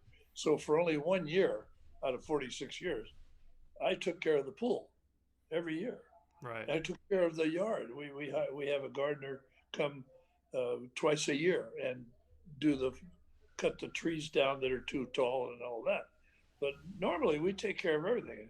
Barbara's a very hard worker, and so it's interesting. I can't give you an answer. I think hard work, having a curiosity. If you don't have a curiosity, forget it, because there's too much going on. You have to be curious about what's going on in the world, what's going on around you, and where things come from. Curiosity is, to me, is absolutely the thing that makes One human beings. one of the X factors. And we talked also about the phenomenon of something being serendipitous. You know, there's things that Well, have happened. serendipity is wonderful. Yeah. Some of the things that have happened in your life, you've kind of just looked back in hindsight and said, Yeah. Well, you I'm know, riding the chairlift in Squaw Valley, and I'm telling the guy about my invention, and he not only gets me a job in the radio business, but he got some money for me to start my business. yeah, yeah, things like That, that. There was an, that's serendipity. just things kind of happening the way they Yeah, happened in yeah, kind of a virtuous fashion. yeah. And so yeah, it's hard to pin it down, but I think there's a lot of reasons. And as you know, all of my sons are really healthy.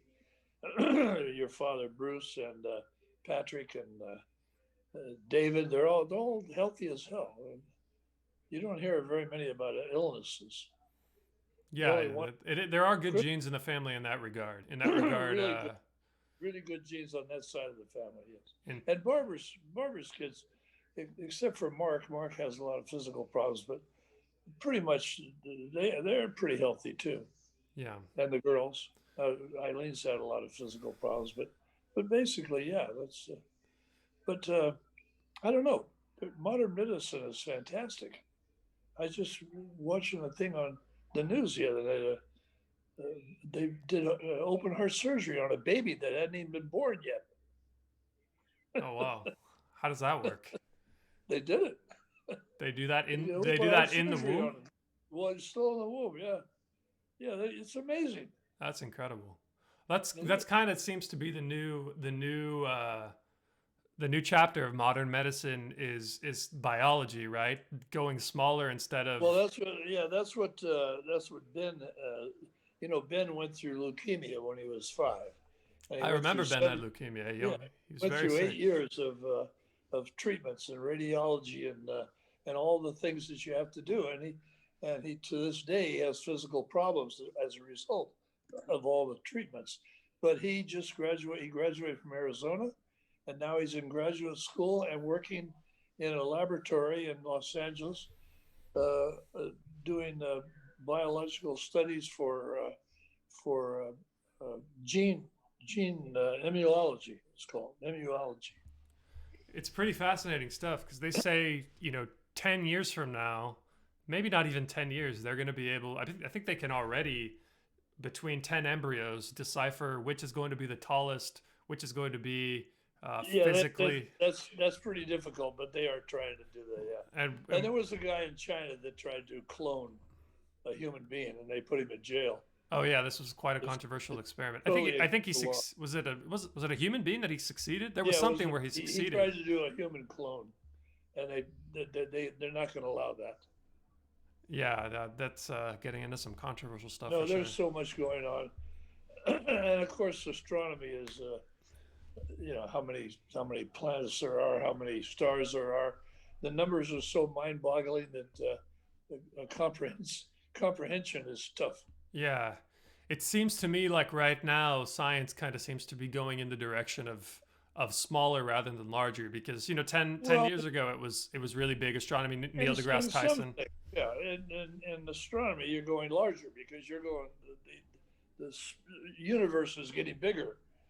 It's expanding. But yeah, in as far as the genes are concerned, just genealogy is unbelievable. How can they count the genes? And they can tell almost immediately what kind of an animal it was or what kind of a person. It's unbelievable. Yeah. It's really something. So anyway, that's about it. Yeah. I Well, hope you got the story.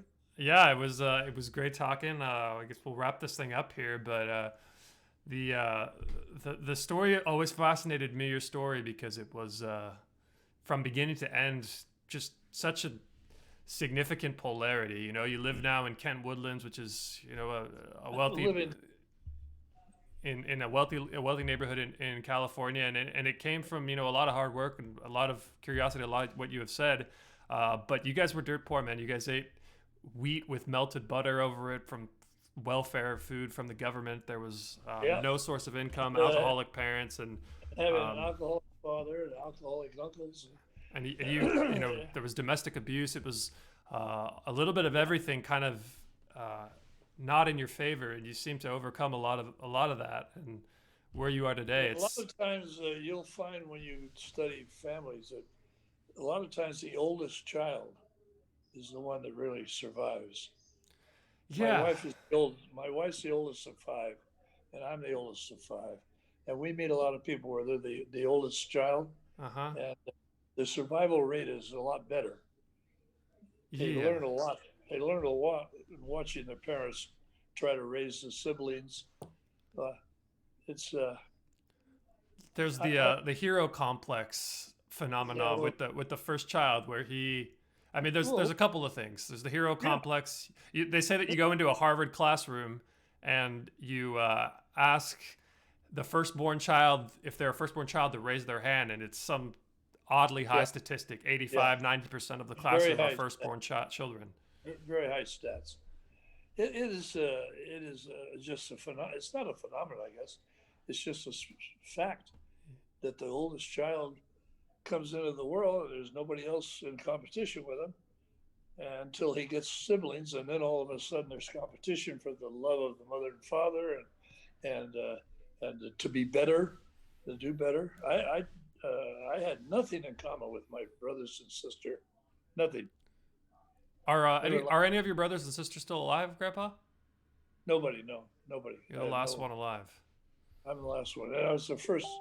I was the first one to ever go to college. My father threatened to kill me when I went to college. He Why said, "You so? got to work and help support the family." So that's a good way to start college, huh? That's quite a. I'm glad you did though. It was And I think to this day, I think that everybody does not have to go to college. yeah. The Uh, spectrum's kind of come around these days, right? Where college today, yeah, is. today, a college education is about equal to what used to be a high school education. Uh, I wouldn't disagree with that. I would not yeah, disagree with that. and and it's probably going to get worse and worse as you go on. There's not enough technical teaching, and community colleges are fabulous. They are. There, there's about there's about 100 and some community colleges in California, and you can go to Indian Valley Marin Community College and you can learn how to do body work on cars. You can learn how to weld.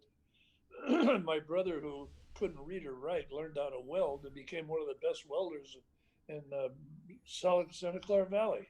Yeah. The reason is because he learned how to weld at about the same time the Silicon Valley was starting to come around, and he had tons of work to do railings and stairs and things like that. And he became a fabulous welder, and he made a lot of money, and he died with money in the bank.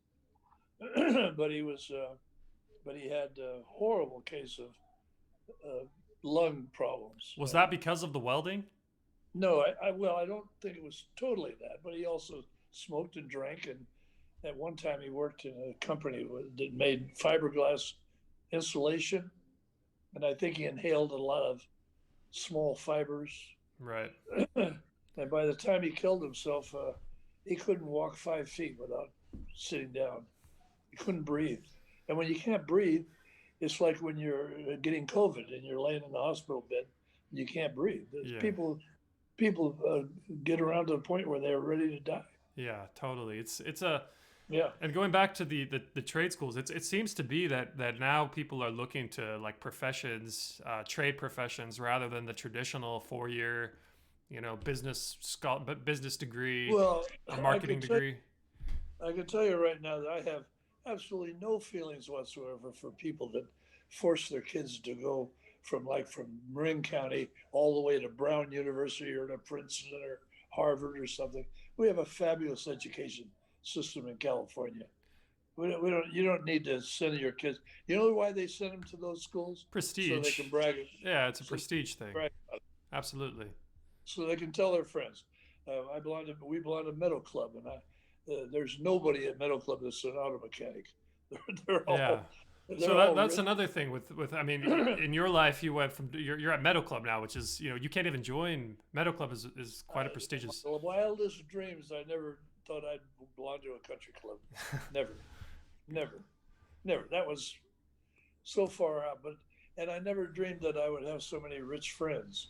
But you kind of drift into that thing, uh, and I've found out that a lot of rich people are very nice people, They're just and a lot people, right? They're people with money they're just people.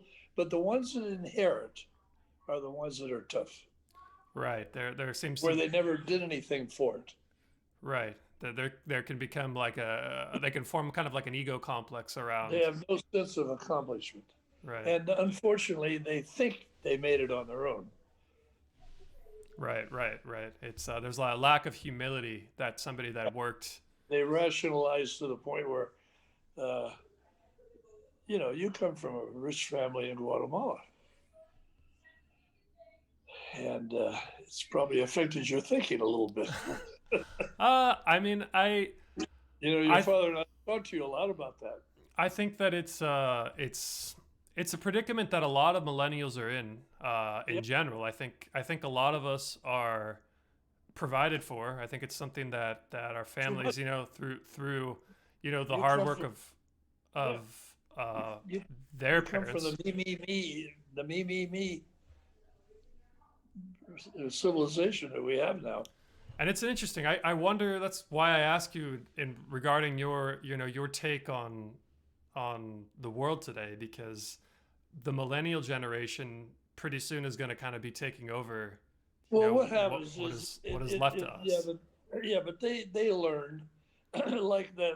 I get really upset when everybody talks about those four women that are in the House of Representatives.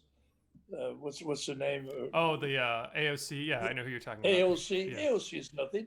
She's just a young woman who is an activist who got elected to the House of Representatives, and all of a sudden she figured that she was going to run the country. Well, they're not going to run the country. There's a lot of people in the Senate and the House of Representatives that have more intelligence in their little finger than she'll ever have. There's a, What's I she? think there's a, I think there's a how can I say this? There's kind of a following behind the new that new generation, that Yeah, activists, very yeah, loud, outspoken. I yeah. think But the people louder people, yeah, tend to the draw to louder that. people are. But she's not gonna change the world. That new green, whatever it is. I don't even know what it is. That nobody's gonna follow it. She's not gonna be put on a lot of good committees and everything in Congress. Was she She's even gonna reelected, Grip? I don't even think she was reelected. Well, they only run for 2 years. They have to rerun every two Yeah, years. she wasn't reelected. It's not I like you're a And it's an interesting. I think that running these days, running in the right district and having the right outspoken attitude, it's fairly easy to get elected. Well, you could pick a district if you want to be a Republican in California. You go to Orange County and you automatically get elected. which is kind of from what I understand that But it's changing it's changing. Yeah, for sure. It's trying now. times right now. That's why I was curious about your take, because and what you said is kind of true. The sense that everything is kind of the same. There's still wars being fought, uh, It's the kind of same, banks but it being is. bailed out. It's Yeah, Go ahead. technology is a big deal, and I have slowly gotten into technology, but not all the way, and I don't live by it. I don't live on my laptop all day or my iPhone. I have a Apple Watch, which I could consider extremely convenient because it gives me the time, and I have my stocks in there, and I don't have to carry an iPhone with me. I have an iPhone in the car, but I never use it. It just sits there. Yeah. So I haven't submerged myself into technology all the way. Barbara does very well. She does a lot of Zoom conferences. She's the chairman of the board of the Marin Dental Clinic. They do 3,000 poor people a month dental work. Oh, they do like a welfare program for dental work kind of thing where Yeah, people aren't yeah, paying full price. absolutely. A lot of the money comes from the government. They get some donations, and she's chairman of the board of that, and she's really into it, helping poor people with dental work. And they do 3,000 people a month just in Marin County. Right. Imagine how many they're doing all over the United States. Yeah, for sure. I mean, it's a good thing And a for. lot of the dentists work pro bono, and a lot of the dentists work for money.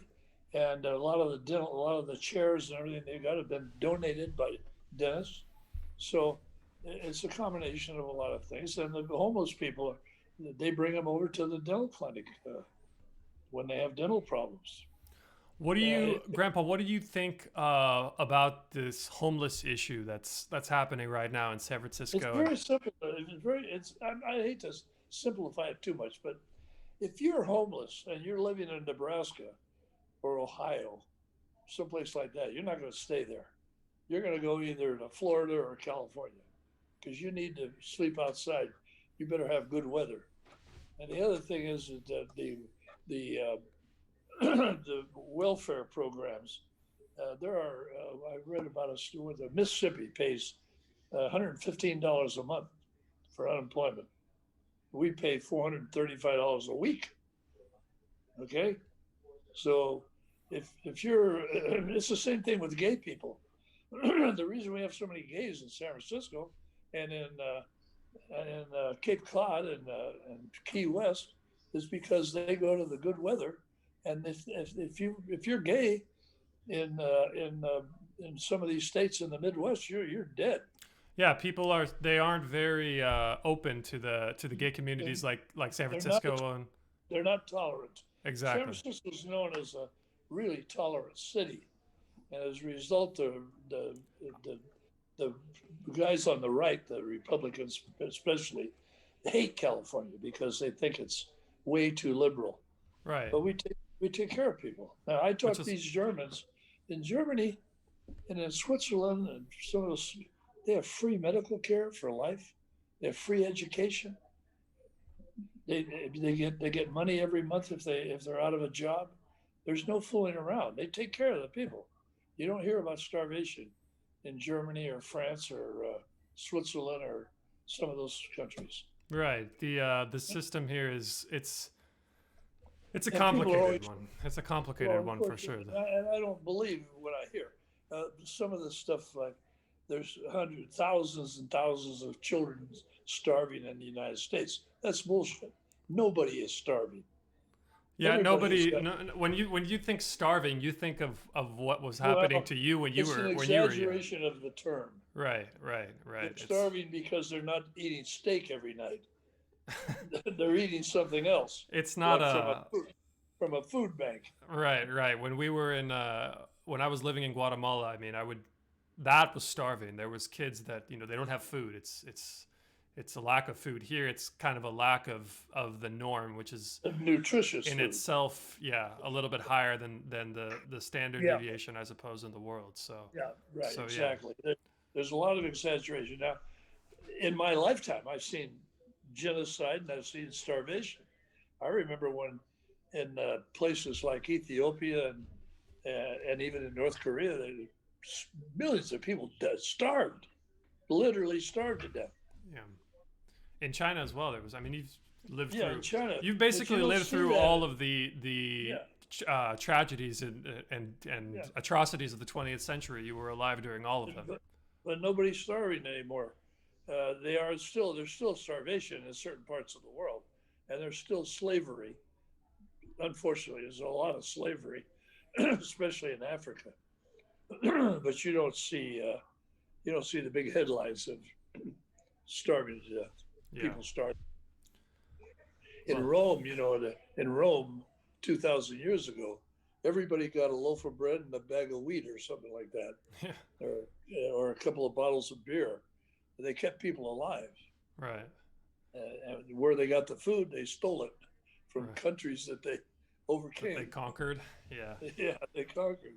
Yeah. But you don't hear about the big starvations like in China used to have in India. Well, India is still a country that's got problems. I don't know how they're ever going to overcome them, but even there, you don't hear about too much starvation. Yeah. India's And got. yet, people, Yeah. I don't know. I don't well, know. I don't know about like it's religious. It's a religious problem. yeah the caste system issue and the class But system that they have they're there is even they're doing away with the caste system. yeah. They're trying to. But in the United States, I really hurts me when I see a headline saying 200,000 children are in danger of starving. See, in danger of it. It's not exactly starving. Right. Right. The food banks have 5 and 6 long blocks of people waiting. Well, KGO television did a thing on the church in San Francisco, the Glide Memorial, giving away turkeys at Christmas time, and they filmed Chinese, especially, waiting in line, getting a turkey, running out, giving it to another Chinese, and then getting back in line or switching line and doing it. You know, Yeah, there was some foul play involved. tons, Yeah. tons. And when I you mean, see people a line, isn't that in general people are going to take advantage absolutely. of I told welfare Barb, of any government program I told anytime. Barb, I said, why don't we get in line in our car and ask for a big box of groceries? What the hell? No, and there are a lot. There's a lot of that, and you know the people that work in the food banks, they complain constantly that people driving up in Cadillacs and Porsches and getting food from the food bank. Yeah. There's got to be That's something going on there. yeah, there's kind of that downside to government aid and I mean it Government aid is they take advantage of it. It's just like people take advantage of unemployment. They take advantage of Social Security. They take advantage of a lot of things. yeah, We yeah. travel all around Italy, and you see guys sitting on the porches of the house with T-shirts, undershirts on, and you ask them, "Where do you live?" Well, I'm drawing a Social Security check from the United States. They retire and drive and live in Italy, go live in Italy Yeah, or Spain. it's kind of the other So side of yes, the coin, right? Of the welfare where the you other have side seven. would be Yeah, your life where when you you when you have 7 billion people, you're going to have abuses, yeah, absolutely. and we have a big investigation going on in San Francisco right now. The department, a couple of departments where they've caught 7 guys so far, really high up in San Francisco uh, administration, bribery. Yeah, it's And it turns out that it's the Chinese. That's the problem. You have people in China that bribery is a common thing. right. It is. It is in a lot of the And collectivist they come to the countries. United States and Arabs. That's it's a common thing, bribery. It is. And In they come to Guatemala, the it was common as well. It's very common in yeah, Latin and American countries. they come to the United States and they think that they're going to get away with bribery just like they do in their home country. It's really bad. Yeah, it's a different system here. It's weird because those systems in Latin America, and it's we're seeing it in Guatemala right now. There's practically a revolution about to go down. Guatemala And is in deep trouble right now. yeah, and it's because corruption has been so normalized, it almost becomes the way of doing business. Corruption is normal in the Mid East. Right, right. Yeah, I it mean, we've is. been to all. We've been to Egypt and Tunisia and Oman, and we've been to Dubai. We've been to all those countries, and the corruption is unbelievable. Yeah, it is. It's you know, it's Uh, like I said, it's almost like the way they run things, which is it's strange for Americans because it's not really as rampant here yeah, or as systemic, but it definitely does happen, and you they, kind of we arrest them here. yeah, we These arrest them guys, here. you Yeah, read the Chronicle, and I have too many friends that don't read the Chronicle. some of But them, the I Chron- should say, Chron- some of them we arrest here, not all of them. Some well, of them, some of the newspapers are Chronicle is losing a lot because they aren't giving a lot of news. But it's I don't at my age now, I've seen all this over Right. and over, and it doesn't bother me anymore because I know what's going on, and I know that they catch him and they put him in jail and they put him out of a job.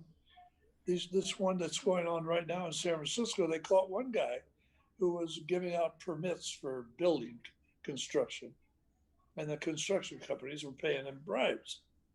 Well, then when they started really looking into it to see who his friends were, then they found this Chinese contractor who it turns out is also bribing. Then they looked into who his friends were, and they've found 8 people that are in the deep into the politics in San Francisco who have been taking bribes Yeah. on building permits and contract. It's And so go ahead. now that'll be cleaned up. See, that'll be cleaned up. Yeah, that's kind of like what I think keeps the United States the country that it is that kind of stuff doesn't fly. In It doesn't Guatemala, fly very long. in The Guatemala worst, there was a lack of faith in the institution is what really caused the that's issue. what Trump has been doing. See, he's been trying to turn the American people around to where they don't have any faith in the institutions. That's exactly what he's been doing. Well, there's a lot I know of you're, right now. There's a I know lot you're influenced. of. I know you're influenced by your father, but I believe me, try and stay as neutral as possible and yeah. read Well, my own. you're not going to stay neutral. I don't want you to vote if you're neutral or uninformed. Well, I try But and believe me, I think informing myself is the best what what justice that what Trump has done is damn near. If he would have gotten elected to another term, he would have destroyed the United States. I sure hope not. It's He would. He's already right now. The people don't trust the FBI, which has always been tremendously trustful. They don't trust the CIA. They don't trust any of the institutions I because it damaged them.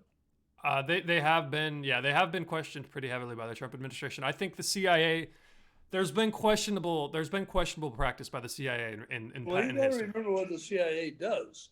They're not a police force. They're kind of They, a they rogue. are. They're trying to stop things that are going to happen in the future, and they know where the bodies are buried. The Israelis have a really good. The Mossad is really a good CIA. Uh, for these this business of and also Trump has tried very hard to destroy your faith in newspapers and television and news, and there is no problem with it.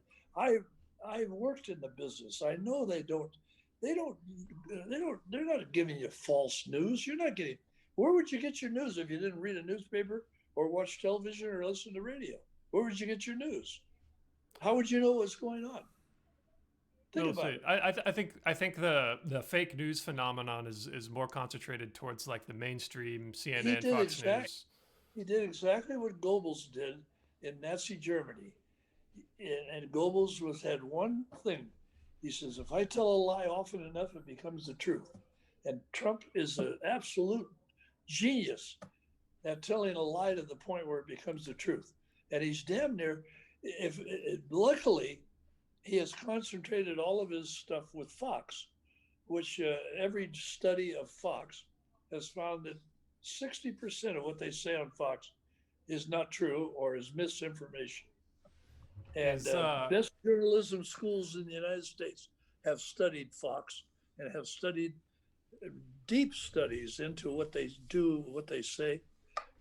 Listen to a guy like Lou Dobbs some night. If you want to hear misinformation, watch Lou Dobbs I don't watch much of the or CNN. watch I Levine. don't watch much cable news anymore, to be honest. When I talked to your father, I found out exactly why he's like he is. He absolutely is totally convinced that the modern news organizations like ABC, NBC, CBS, and MSNBC are all liars, all total liars, and they are not. they have I don't know if liars is a strong term, but they have their bias. I think they have their bias. I think And everybody has their I think everybody I has their asked, bias. I asked him who he listened to. and what, and he gave me these names, which I have heard about. I've heard of Jones and Levine, and these are all right wing, total right wing idiots that are pushing out misinformation I to the do I American. do remember when we talked, you mentioned Thomas Sowell. Thomas Sowell is a solid economist. Was who? Thomas Sowell. Have you Full? Sowell, Sowell? Have you heard of Tom Never Sowell? heard of. He's Never heard of. he actually has a similar story in the sense he was grew up dirt poor in Harlem, and he had the good serendipitous fortune, I guess is how we would put it, of growing up next to a public library, and he read everything he could, uh, regards to you know encyclopedias, economy, and he economics, and he became a scholar, very well known scholar, PhD scholar. He's part of the Hoover Institution, and um, the The guy's really Hoover smart. Institution. Yeah, you're not. I'm sure you're not a big fan of the Hoover Institute. I'm sorry. There are really great There people are in the good, Hoover great Institution, people in the Hoover Institute. and there are some really right wing idiots in the Hoover Institution. They are very liberal down at Stanford. They let in everybody, and I'll guarantee you, there's a couple of people. There's especially the Chinese guy. I can't think of his name, but boy, they have some really bad ones. Everyone, I I guess, taught a, has I their. taught a class at Stanford. Oh, you never told me that. Yeah, I taught a class on radio, television merchandising. Oh, really? Yeah, When was that? for one semester. What year was that in? Probably 67, 68, Oh, 69. wow, a while back, huh? They wanted to know about co-op advertising. It's called. That's where, as I said, Procter and Gamble says if you buy 10,000 cases of our baking mix, we'll give you this amount of money to spend on advertising. And for many years, Safeway and Lucky and all these chains and these supermarkets were spending it in newspaper. Yeah, they run full page ads with hundreds of little advertisements for food, and they were missing out on all the radio and TV that they could have been using with that money. And I was the one that got them turned around to using it on, and I was much more famous than you know. I saw the people in New York and Los Angeles, Chicago. I would go to those cities and meet with the ABC and the NBC people and explain all this and tell them how to do it. I was a revolutionary, actually, in a lot of ways. That's amazing. Yeah, it's that's why we have you on the show. That's why we wanted to Yeah, talk to you. well, I didn't. And I wasn't able to give you all the stuff I could do, but I've been involved in a lot of stuff. yeah. Well, should we wrap this guy up here, Grandpa? Absolutely, yeah, absolutely. I gotta go watch the news. Well, thanks for coming on, and we'll upload this guy YouTube. It'll be recorded, and I'm glad we got to talk. It's been fun, and we'll probably be down there soon in California. At least I will. I'll make sure to Well, your visit. mother wants to see. Your mother wanted to do this also. Yeah, yeah. My mother. There was quite Yeah, a high demand. You had some friends too, up high up there in the corporate ladder, that wanted to hear your life story and hear it told gracefully by the man himself. I have three people. One who is a top lawyer at PG&E, and a couple of others that are multimillionaires, and they are begging me to write a book. Yeah, yeah, yeah. So But I ain't gonna do it. this is Too the next lazy. this is the next best thing. Just a casual conversation. And, Yeah, I have a friend in the advertising business who has a podcast, and his podcast is very angry against advertising. why is that? That's the way he is. He made all his money in advertising. Oh, Now interesting. he's criticizing it. Oh, wow. That sounds.